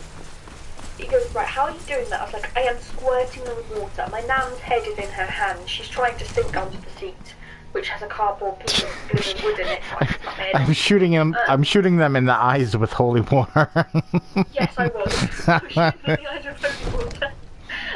Because that was my argument. He turned around and he said, assuming people water's not nice, but it's holy water, I'm blessing them. That's what you do, isn't it? Drawing crosses on people's head with water. So... You were just doing it in a more fun way. That's all. I was, and do you know what had the gun taken off me for the rest of the women my men church stand service? ready. The great chains are oiled. But, you know how a Wait normal on child your where... This is how well the vicar knew me, right? A normal My child men will know go what back and to sit with their parent sure or, you do or your part. guardian. I I'm sat on the putting bottom my of the city step in your hands. with my arms folded and my bottom lip out the entire service, stamping my feet every time he said the word Jesus. And then going, Jesus would let me have it. Jesus would let me have it. Jesus would let me have it. And when we did prayers, he goes, what did you pray for? He goes, and we can see if Jesus can create a miracle. I was like, to have my water gun back. He went, yeah, it's not happening. Jesus said no about that. I stood up, stomped my foot and went, I told you he's not real. Yeah, I caused a lot of trouble in that church. But they still loved me and they still let me in. For all it was worth, they let me in. But I played with everything. I used to bring my own toy boats to have a plan for luring a play in the dragon front here. with. Yeah. I used to go out the back and try and get into the changing rooms to see if I could dress up in one of the big white robes because I wanted to sing. The cross was brilliant because that was the spear for anybody. When it came to playing, I wanted to fight Jesus. Jesus is up on that ginormous cross. I thought I'd spear him because he was crucified. So why can't I crucify him with my ginormous metal cross? Probably because when I went to pick it up, I fell backwards on my own head. It was too heavy for me. But you know, it's worth a try. Yeah, the vicar knew me too well. The wine, tipping the wine everywhere. He was a good vicar. That much I can be sure of. But yeah, I got away with a lot there. They had a kitchen as well, a little cafeteria, and I used to love going back there. And the vicar used to love me going back there too, because I would bug the people who were running the cafe instead of bugging him while he's trying to do a service. And I would stand there, and to start with, obviously the lady behind the cafe used to be kind of separate, but they started making it so in the service, if you wanted a cup of tea or a cup of coffee, you could just get up and get one. So it kind of almost was a little bit like a youth group, to be fair. Church youth group, happy days. Only time it wouldn't be open, the cafe, was on Christmas because they did mass, and I loved my Christingle. I say that was the only time I was good, when we had an orange with cocktail sticks and sweets on it. But actually, no, I wasn't good, because I used to see what I could do with the sticks, and if that meant putting it in that old granny's hair that was really curly and poofy, and hanging the sticks off her hair, that's exactly what I would have done. And of course, it's sticky sweets, isn't it? So I was a shit. I'm surprised I wasn't kicked out of church, to be fair. I was like a little demon spawn. But no, the vicar still let me.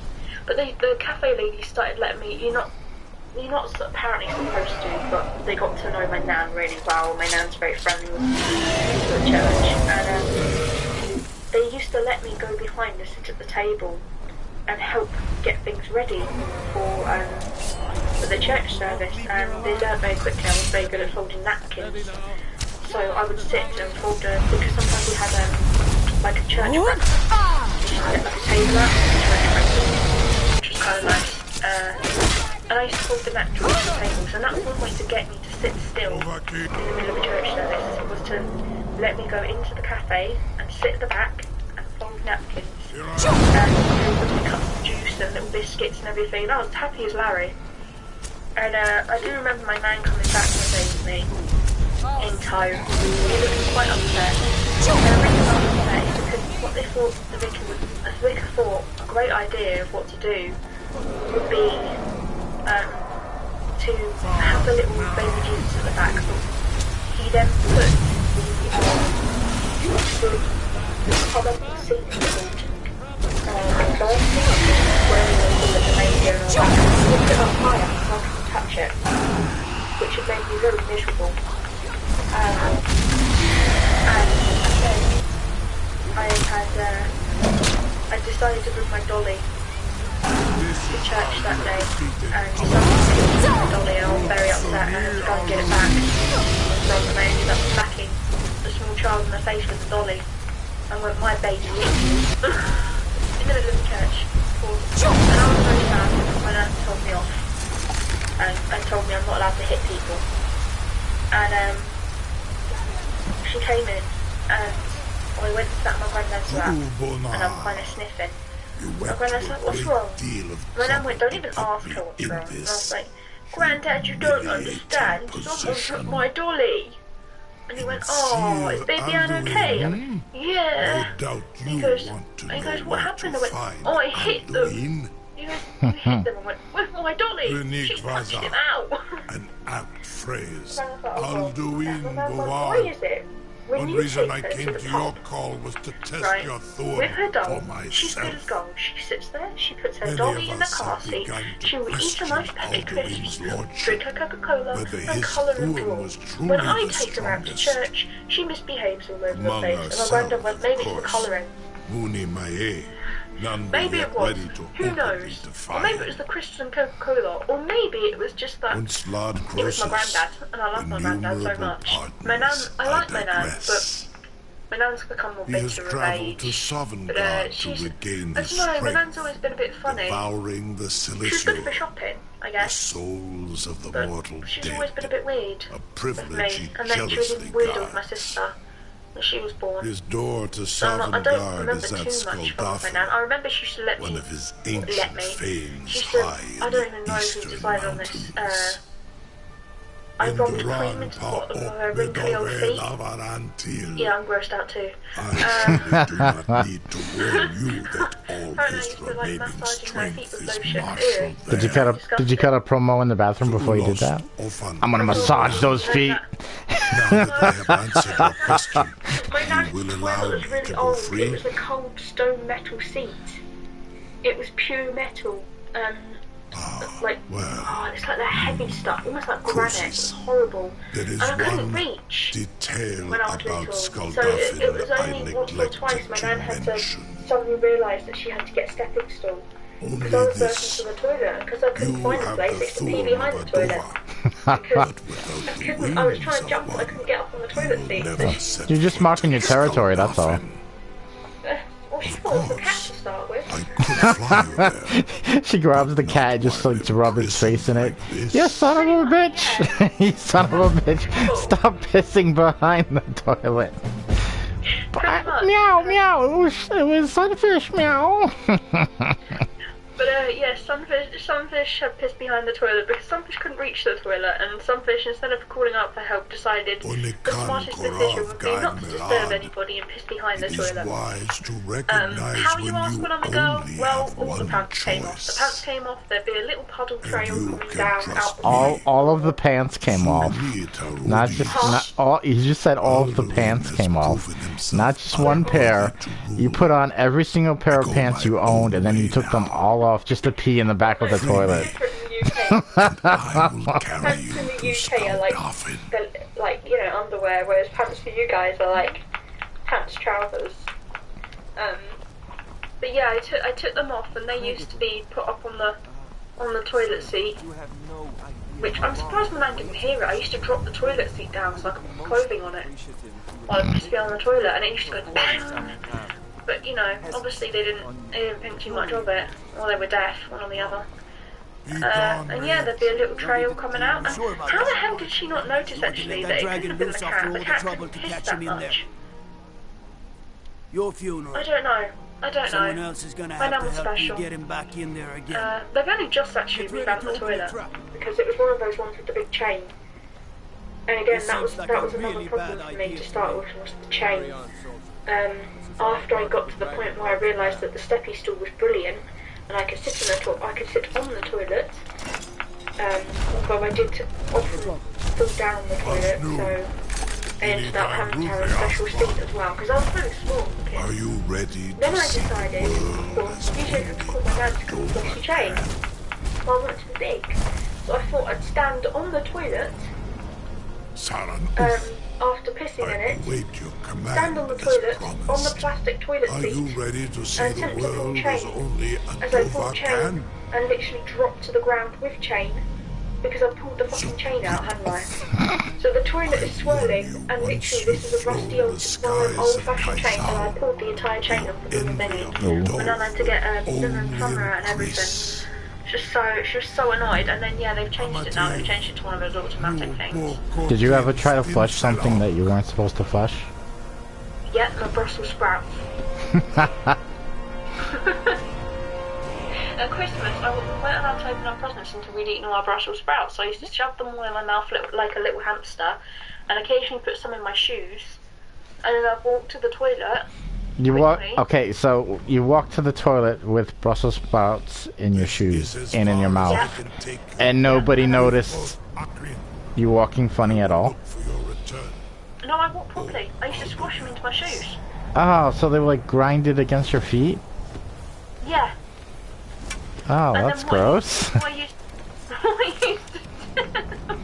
to do was well, that broccoli juice just like between your toes and. Pretty much, I used to fit the one or two I had in my mouth into the toilet, and then I used to tip my shoe upside down and bang it on the side of the toilet to get whatever was in there, and then I'll try and flush my sock. Which I have managed once or twice. I did manage to flush my sock. Wasn't so good, you know, by the time I came to sort the pipe out and realised that there was a sock that had been capturing shit for years. This shit sock. Pretty much. Probably made his job easier though. But yeah, I used to run upstairs and my man used to go, "Where are you going?" And I was like, "I just need to change my socks down because they got dirty." And she went, "How did they get dirty?" I was like, "I decided I didn't want to wear my shoes and then I stepped in the cat's water." She was like, "Okay, so change your socks quickly and come back down." I was like, "Yes, so I went and I put my new socks on, I come jumping down the stairs, happy as Larry, thinking I had a confidence thing. It was only years later when I turned around and went, "Yeah, we knew you used to brush the Brussels sprouts down the toilet, but you were so ingenious with it that we didn't say anything." I was like, "How did you find out?" She goes, "Well, believe it or not," she goes, "we used to pop in those shoes, we went to put your shoes by the door where they used to put these, and there was crushed Brussels sprouts in them. How do you think they got squeezed, Theo?"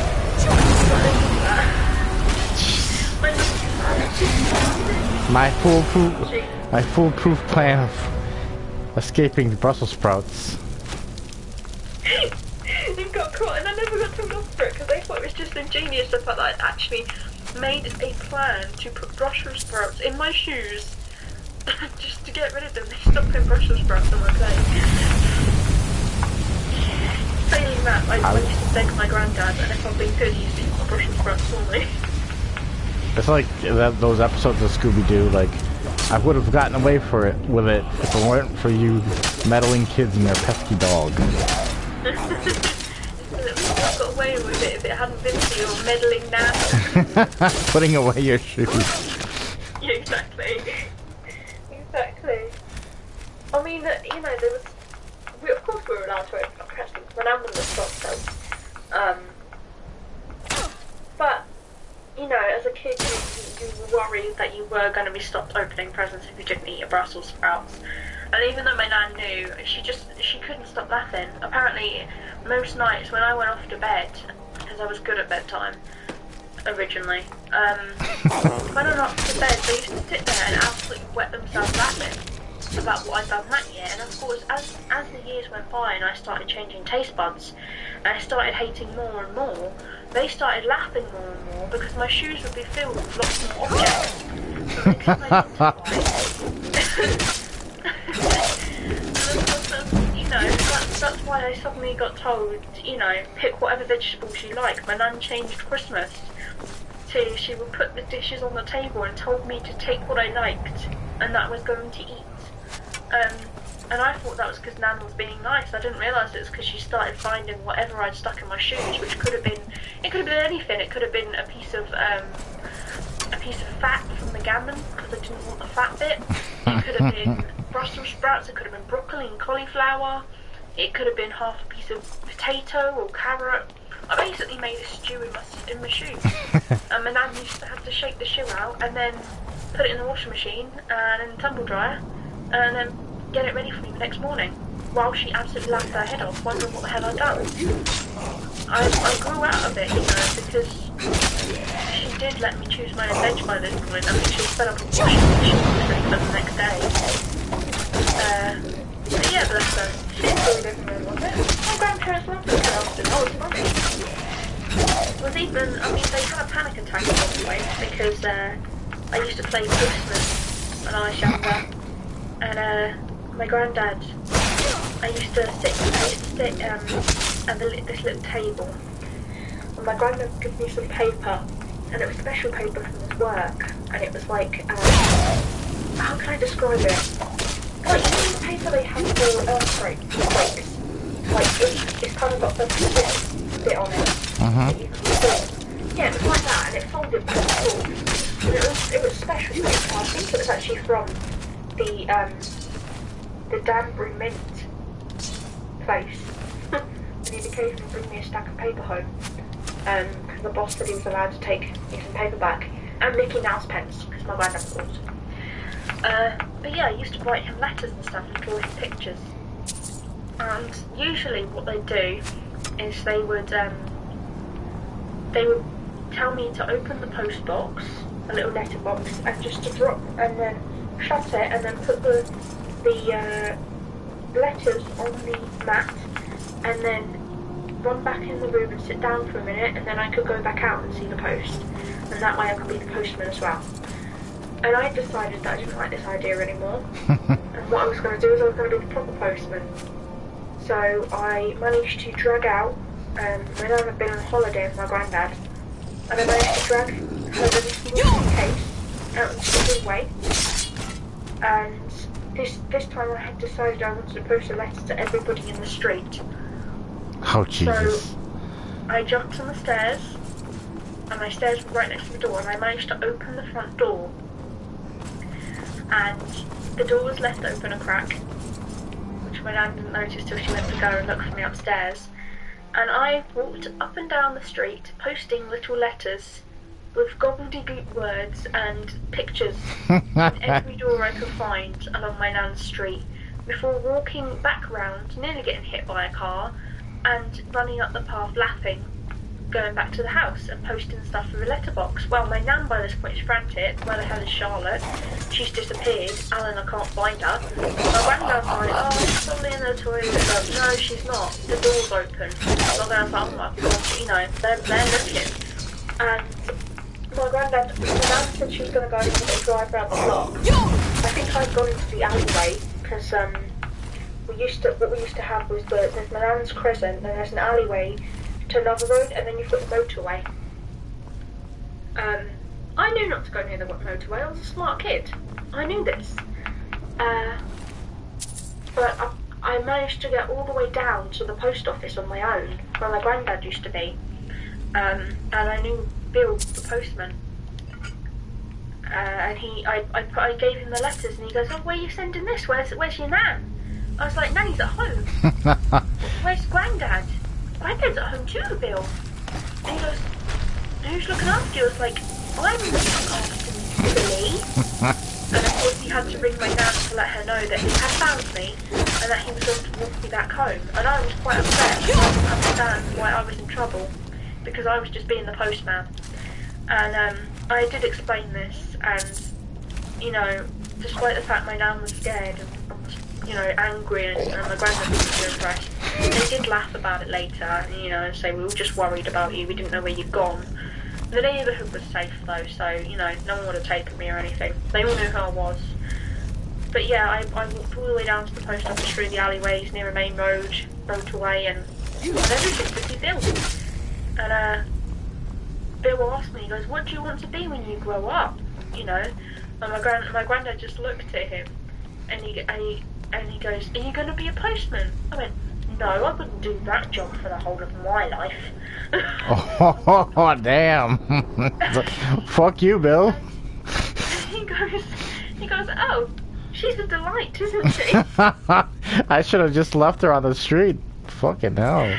Pretty much. And my granddad just laughed and went, yep, that's my Charlotte. Should have just left her there. Apparently it's the way I looked at him. I literally crossed my arms over and looked at him and just went, oh no, I wouldn't do that for the rest of my life. Like, oh my god. They did find out what I wanted to be. I decided I was going to be a carnival setter-upper. And can we just bear in mind, I've never been near a carnival in my life. I'd seen one on TV. And I decided that since I was so good at tying shoelaces together, namely my granddad's, who when he went to go out into the garden to slip his shoes on, usually fell over because his laces were undone. Because I'd stolen them the night before. I decided to tie his shoes to a door or something so that my characters could race. There goes my granddad with the chair. Yup, I was one of those kids. Yeah, they were so good to me actually, considering the shit I got up to. Yeah, I decided I was going to be a carnival putter-upper, and I used to make ginormous, massive trails of toys basically, and you had to be really careful because it's part of the carnival. And I've shown you, haven't I? Mr. Onion Man, which is basically a little onion. I actually think he's a turnip. I don't think he's an onion. I think he's a turnip. But I did not know what a turnip was as a kid, so it was an onion. And it's basically like a little onion with arms and feet and a moustache and a brown hat. And he was Mr. Onion Man, and he used to run the entire carnival fair thing. And I thought it was great. My granddad and my nan obviously not so much, because if they stepped on any part of the carnival, that's it. I was about ready to bite your ankles off. Yeah, shopping. My granddad loved shopping days. Sort of. It usually involved putting shopping all over the floor, and you couldn't stand over it because it was a shelf. So you couldn't you couldn't step over the shopping, because how could you step over the shopping in the supermarket? So my granddad used to have to walk around the opposite side of the house to go out for a cigarette, because I wouldn't let him get past, because that was my shopping shelf, and it had to be like real life. What else did I get up to? Ironing, that was always fun. Ironing was fun. I decided that I'd seen someone put water in an iron, so I had to put water in my iron. The thing was, my iron was plastic and the holes were pretend, so the holes were real. But putting water in it was supposed to be pretend, but somehow I've managed to get this little plug out by biting it off, and I pissed water all over my nan's nice wooden floor, all down the kitchen, all across the front room. There's just this wet dripping trail of water pissing out, and I was very confused when I got back to my dolly's clothes and couldn't understand why there was no water in it. Well, I just got up to trouble basically. Pretty much you name it, I probably did it as a kid. Covering the bathroom in bubbles, waking people up in the middle of the night because I decided exploring the drawers was great. Getting stuck in the cupboard, that was fun. That was a lot of fun actually. The cupboard was really, it was the one cupboard my nan wouldn't let me in. And of course when I'm told I can't do something, I have to try it. Because I'm still like that today. When you tell me I can't do it, I want to try it just to see. Even if I did get it wrong, you know, it's got to be worth a little try. It's fun. And I decided that this cupboard had been built a certain way. I think it used to be a door. You see, and my nan, it was kind of pushed back and turned into a very small cupboard. And the shelves went down like steps. And my nan used to keep all her Avon stuff in there, because she was an Avon representative, still is today actually. At like 75, refuses to give up work. Complete battle axe.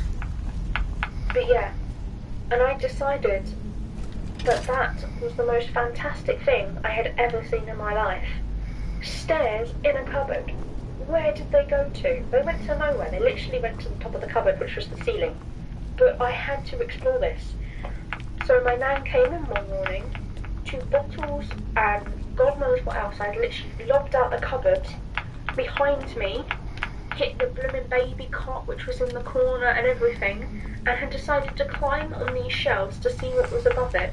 And I kept trying to smack the top of the roof, and that's what she heard. She heard the banging and was wondering what the hell was going on. It's when she came in and realised that I had actually emptied the cupboard pretty much of all bubble bath and everything, her entire supply cupboard, so I could climb to the very top and see what was above these magical stairs that led to nowhere. And it took her another 2 hours to reorganise the entire thing. She was not impressed. I enjoyed it. It was great fun. I used to go in the night as well when I used to take her teddy bears. Or move them around the room. She just gets on over there. In the middle of the night, you just hear dop, dop, dop, dop, dop, dop, dop, dop, dop, dop. And then this something as I was trying to jump over a box and fall flat on my face. Picked up a teddy bear, and you hear as I hit the box again because I can't see. And I'll put the teddy bear. I was trying to be nice, to be fair. I used to put it on the bed so my nan had a friend. Even though my granddad was there, I decided my nan needed a friend, like Thumper the bunny rabbit. And then you just hear dot dot dot dot, and I go back to bed. And of course, in the morning it was a bit of a scare to her when she woke up and Thumper was laying on her chest. And last night he was over there by the closet. And she's like, Charlotte, did you move Thumper? No. I guess he just hopped, Nanny. For a while, my nan thought there was a ghost in the house. It wasn't a ghost, it was a Charlotte. Just, you know, I decided, well, there's sunfish, as you know, yes. It was a sunfish, and sunfish had done a great job of scaring the shit out of Nan for years. But it, you know, there were good times. There were times when I was very good. And Christmas, if you told me Santa was coming, I would be good for the entire month. That was a threat. And it wasn't because Santa was coming mainly, even though I was excited about it. It was because my granddad got these special apple pies at Christmas. And if I was a good girl, I was allowed one of those apple pies after dinner. And I loved them. They still make them. It was bramble apple pie, Mr. Kipling. Bramble apple pies. And to this day I still get them in memory of my granddad actually. And at Christmas I will have those because they are like a small part of my childhood that I do love. And it will be a tradition. I will feed whichever children want bramble apple pies. They have bramble apple pie as long as they're not allergic to it or it's going to make them sick or anything like that. I'm happy to feed children bramble apple pies. That sounds so wrong, doesn't it? I'm just going to go out in the street and feed bramble apple pies to children. That's not what I mean. That's not what I mean. Apple pie for all the kids. I meant for the 5 kids we've already got and the future ones. That's what I meant. But yeah, I still get them. So that was good. At Christmas time, it was so good. I used to go up to bed, but it kind of showed the relationship between me and my parents, and me and my nan and granddad, because my nan and granddad had invited us all over for Christmas one year when my mother and father were together. And my mother and father had slept in the spare room, and I'd slept in my special room because I had my own room. And it was nice, you know. I was happy. And in the morning, Santa had been, and you know, the first thing you think you'd do is you'd run into your parents, and I didn't. I completely ignored my mum and dad, and I ran into my nan and granddad, and I bounced about, and I woke my granddad up, my nan up, and my nan went, "Don't you want to show mummy and daddy?" And I went, "No, I don't like them." Now, you know, at 7 years old, there's a little bit of controversy there when your parents are literally in the next room, and I'd already gone into my nan and granddad and started opening their stocking, of which my dad was so mad, he was so angry, and my nan for like allowing me to do that. But I didn't want to go and see them, I didn't want to go into their room, I didn't want to show them my presents, and apparently it took them literally the entire breakfast. I sat there with my arms crossed in a strop because my dad had said, "Why didn't you want to come show mummy and daddy?" And I was like, "No, nanny and granddad." And they went, "Well, mummy and daddy were here." I was like, "I know." They went, "Well, why didn't you show me and mummy?" I was like, "No, nanny and granddad." And they couldn't work out why. You know, my nan hadn't said, "Oh, Charlotte doesn't like you." That wouldn't have worked, would it? But they really couldn't understand why. That out of all the times, and it was every time we went there for Christmas. You know, as I grew older, he thought, "Oh, she'll know now." And every time I refused to let them see my presents in my stocking. I didn't want them to see them. My nan used to have to, you know, sit me down, and I'd sit there and I'd eat my Cocoa Pops in the morning. And she'd go, "Now you're going to show mummy and daddy your presents from Santa." "No." "Why not?" "I don't like them." "I know you don't like them." but for Nanny and Granddad's sake, can you show the presents? And I was like, no. Then my granddad would come in and he'd be like, come on, Charlotte, let's show them the presents. He goes, I'll even sit with you. We'll get them out together. Like, surprise. I was like, okay, Granddad. My nan used to always, you know, be so happy with my granddad because he would always get me to do what I didn't want to do. He was very good at, you know, convincing me that that was the best thing to do, and I used to do exactly as he told me. My granddad was my everything. And he sat down, and even though I had a scowl on my face for the entire thing, I did get every present out, and then I put them all back in the sack and dragged the sack round with me. And you know, I went back for the following year. I went back for the holidays, and my nan, apparently, quote for quote, this is what I told my nan when we were out with my my little. Basically, my nan had a friend. She's known for years, and they had two little kids called Ella and Grace, and I used to play with them. I thought they were great.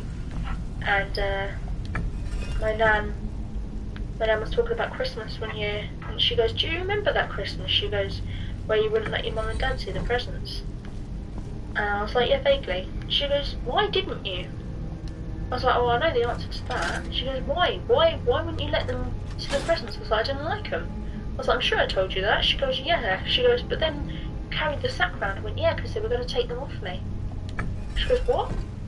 And what had happened was when they came to the hotel, they realised that as soon as Christmas was over, my mum and dad would just take the toys and put them somewhere. So I never actually got to play with my toys. And that's why, even as a child, I used to drag my stocking around with me whenever I ate dinner or anything. Because my parents used to take my toys away because they were too noisy, or they were too this, or they were too that. So, poor small little sunfish was quite deprived of presents. I think that's why I like spending so much time with my nan and granddad, to be fair. They let my childhood fantasies go noticed, bless them.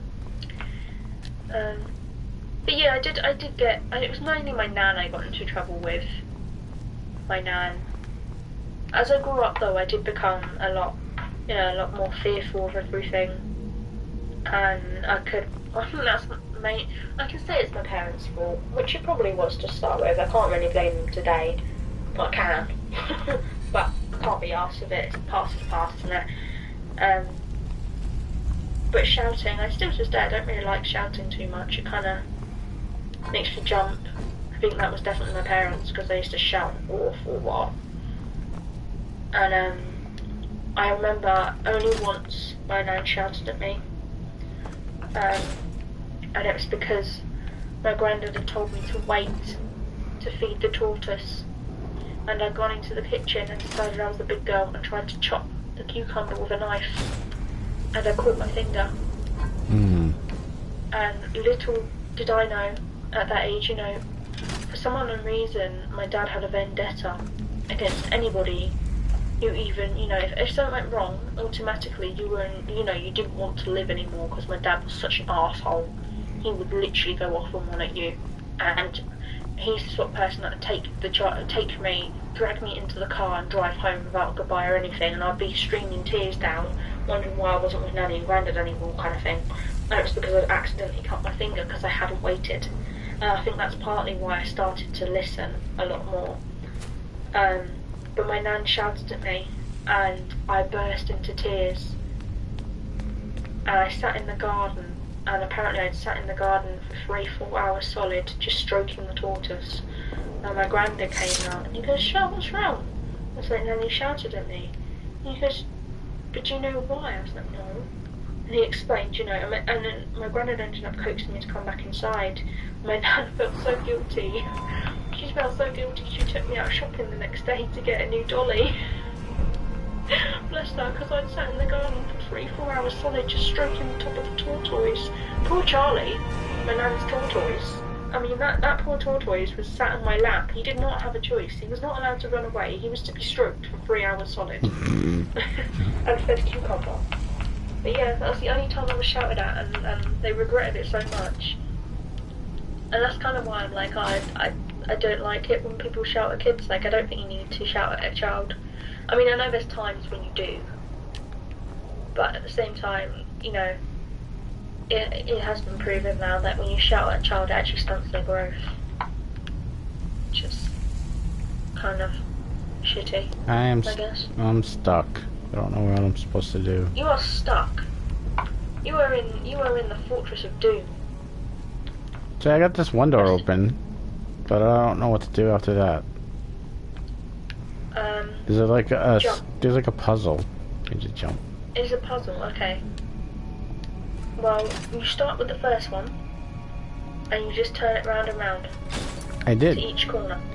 Oh, you did? I need to reach Alden's portal.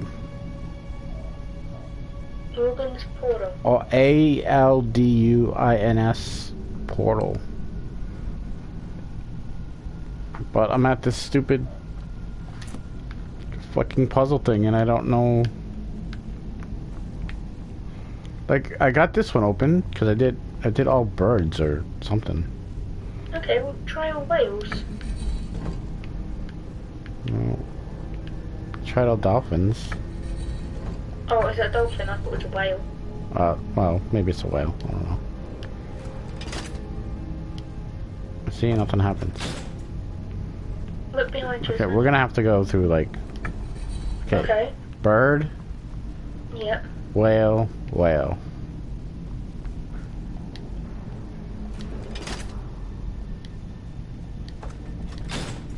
Okay. Bird. Whale. Bird. Oh wow, you've really...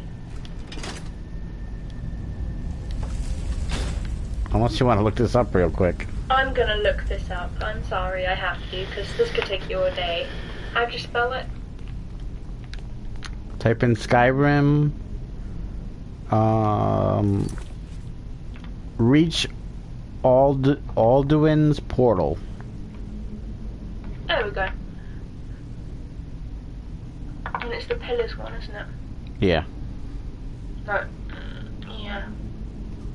It's this room right here. Where the fuck this room is.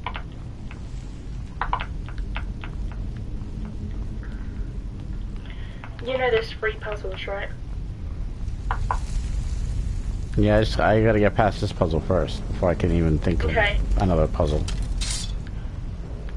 You got bird, bird, bird. I already did that. Yeah, I know. I'm watching the little thingy.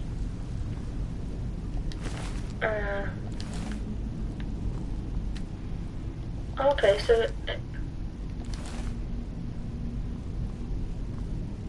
Okay. They're at the top. What do you mean they're at the top? At the top of the arcs, there's a picture of an animal. There's a snake. There's a bird. What's the other one?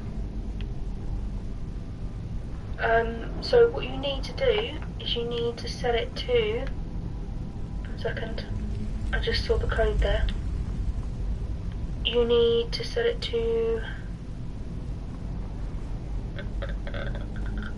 The snake's got the opposite, hasn't it? Bird... Snake. Try bird, snake, bird. There we go. God damn, that would've took all fucking day, thank you. No problem. And you know, you say you rabbit, look at me rabbiting. The last God knows how long. We're just as bad as each other. It's great though, isn't it? It's great to just sit and chat. Like, people probably won't even listen to a word we say, but it's nice to just sit and have a conversation. Oh, he's awesome. There's a lot of people kind of like saying Elder Scrolls is kind of like this, but you don't like Elder Scrolls. Yeah, Elder Scrolls is the same series. Oh, okay. Yes, it's Skyrim and Elder Scrolls are the same thing, pretty much, except they're different parts. It's basically like they're different parts of the world. Okay. Like Oblivion, there's Oblivion, which is I don't know, like the like. Fuck off, dude. Thank you. They're all parts of like, I guess, like they're all towns or something or countries.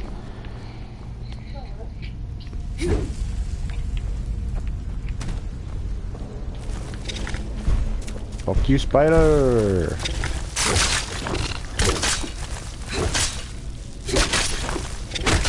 I really need a new place to... Can you hear, like...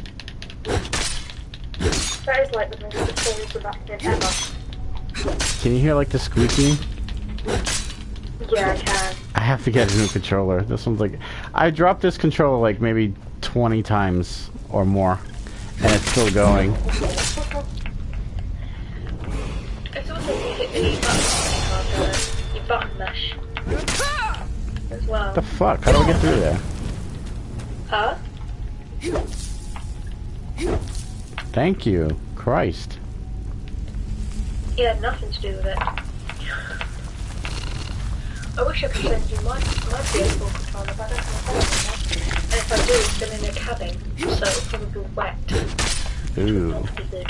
Don't want to risk your thing blowing up. Yeah, that's not a good thing.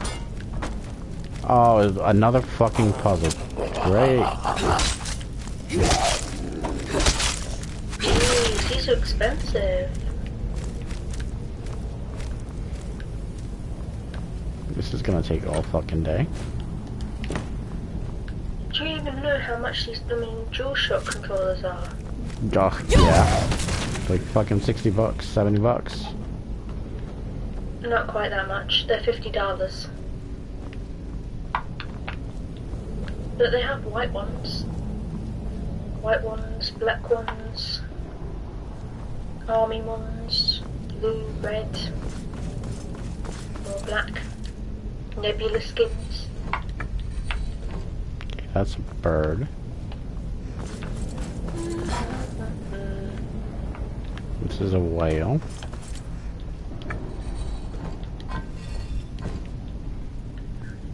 Is that gonna let me open this?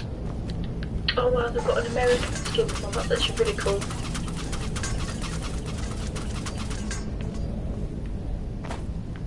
What's a horny pad? Did you just say what's a horny pad? No, horny pad. H-O-R-I. Horny pad.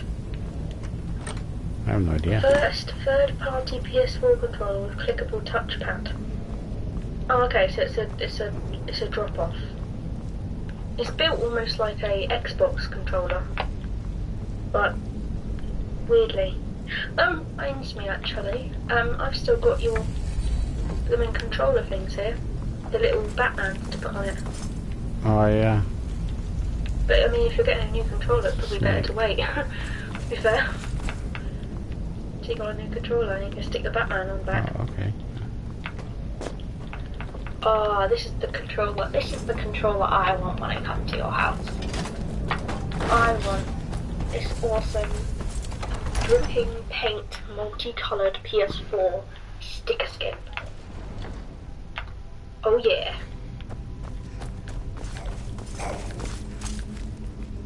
The only thing I don't like about these games is that there's a lot of puzzles. And my brain don't do puzzles very good. Sadly. Hey, I tell you what, we've worked out some good old puzzles in time we have. You and me together. We did some of the Uncharted puzzles. We did. And we also did some of those random puzzles where it's a picture and you have to like each emoticon item equals a word at the beginning of a letter. Yeah, those were pretty cool. They were pretty cool, weren't they? Oh wow, there's a naked lady! Stick up your PS4. Sorry, I've gone off Amazon looking for PS4 controllers, and I just stumbled across naked people. Feel good. Are you happy with your find there? Huh? Are you happy with your find there of the naked people? Yes, I am. Of course I am. What can I say? I'm a multiverse kind of human being. Ah, is that it? Oh, they've got like an old, oh god, use brain power now. Sega Mega Drive controller, but for PS4. Oh, that's pretty fucking cool. And they've got one with a stick in the buttons as well. One of the old, like, arcade sticks. Oh, that's pretty cool. Oh yeah. That is pretty cool, I agree. There's some awesome stuff coming up for PS4 controllers. Oh, I'm on fire. Okay, so your pick of PS4 controllers are basically black, white, or silver.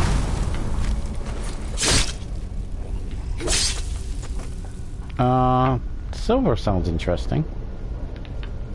Silver does look pretty cool. Oh wait, no, we've got red as well. Oh, and blue. I have the fucking diamond claw. Oh no, I don't have God, it. what is that? Zombie auto aim. Oh, it's pretty cool. Oh, okay, you can mod your controller some more as well. That's pretty epic. But yeah, so we got red, we got blue, we got black, we got white, and we got silver. And you want me to have a little look at the silver. I like the see-through ones. I don't think they make them at the moment, but I always like see-through controllers. Okay, the silver one. What is the diamond claw? Huh? Because I need a diamond claw. Oh. This guy had it. Whoops. Oopsie. Okay, so if you want the silver used, it's $58.99. If you want the silver new, it is $58.98. What? How does that work? It's cheaper. What? Dog thingy. Yeah, $58.98. Oh. Oh, okay. It's not actually going to be released until December the 31st. Brand new controller. Pretty epic. I want to get the, they have a Harley Quinn, like, thing you can put on your PS4 controller. Skins. Yeah, I want to get one of those. Oh, wow, they got a crystal one. Oh, wow, this controller dual for a shock crystal, which is the see-through one. So it's like white, but you can see all the mechanisms inside. That is epic. I like that one better. Pretty cool. I think you'd like this one. I might just have to show you a little picture of it. I'll just send you a little picture with me. You're sorted for later. You're supposed to do some stuff from the JWF as well. Around my area. Figure we'll finish this mission and then, we will call it a stream for tonight. We'll call it a stream. Call it a stream. No, I'm gonna call it a clown. You can call it a clown if you want.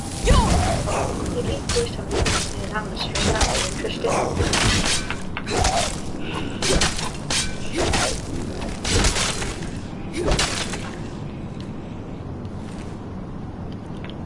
Gold. All these weapons are shit. I've been trying to get like a new weapon, but they don't really have anything good. Your weapon's not going well for you? I like your weapon. It's like a very... What the fuck is this guy? This guy's from the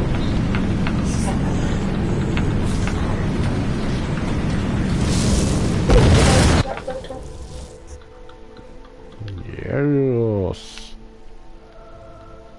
Oh, that's cool.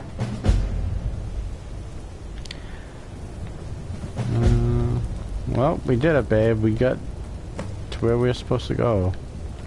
Oh, well done. So, I think we're gonna save here, and we It's been 2.5 hours, peeps. Yeah. We need some time to just kind of, even though we've been kind of just relaxing doing this anyway, but we're gonna throw this up on YouTube, and hopefully nobody takes it down. Certain companies. Yeah.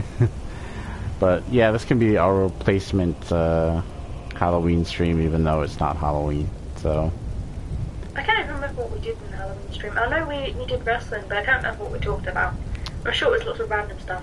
yeah, it was a bunch of random weird stuff. I kind of wish I had it to where I could archive stuff on Twitch, but I think you have to pay a certain amount to be able to do archive stuff. But that's okay. Oh well. It's not like I don't have, like, how many videos on on my YouTube? There's over 400 videos on YouTube. Yeah. We'll do maybe we'll do something special when I hit close to the 500 video mark. We'll do a That'd be pretty cool. Special thing for that. But is there anything you want to say before we end? Thank you for joining us tonight, and Evan, you're awesome. Rock on, dude. You totally got a sub. That'd be much appreciated. Tell your friends to sub. I am seriously programming this shit right now. Just agree. And She's yeah, that's probably about it. Hey, are you gonna go promo in the toilet now? Of course I am. Cut that. Cut that. You can't rewind. We can't rewind. But yeah, I hope everyone has a great evening, I guess. Just don't take life too seriously. Kind of go with the flow. Best way to be. I know like life gets hard sometimes, but just sometimes you need to step back and go, God damn it, I'm going with the flow. Are you trying to make me dizzy? Dude.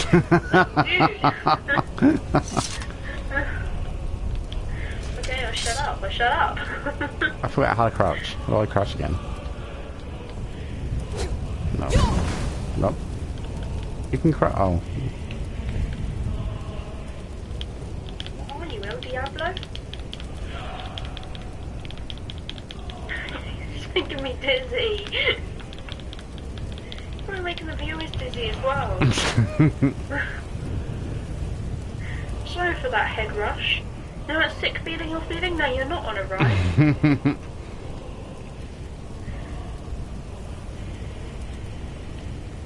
Alright guys, that's it for now. Thank you for joining us, and we'll see you maybe next time. Take care.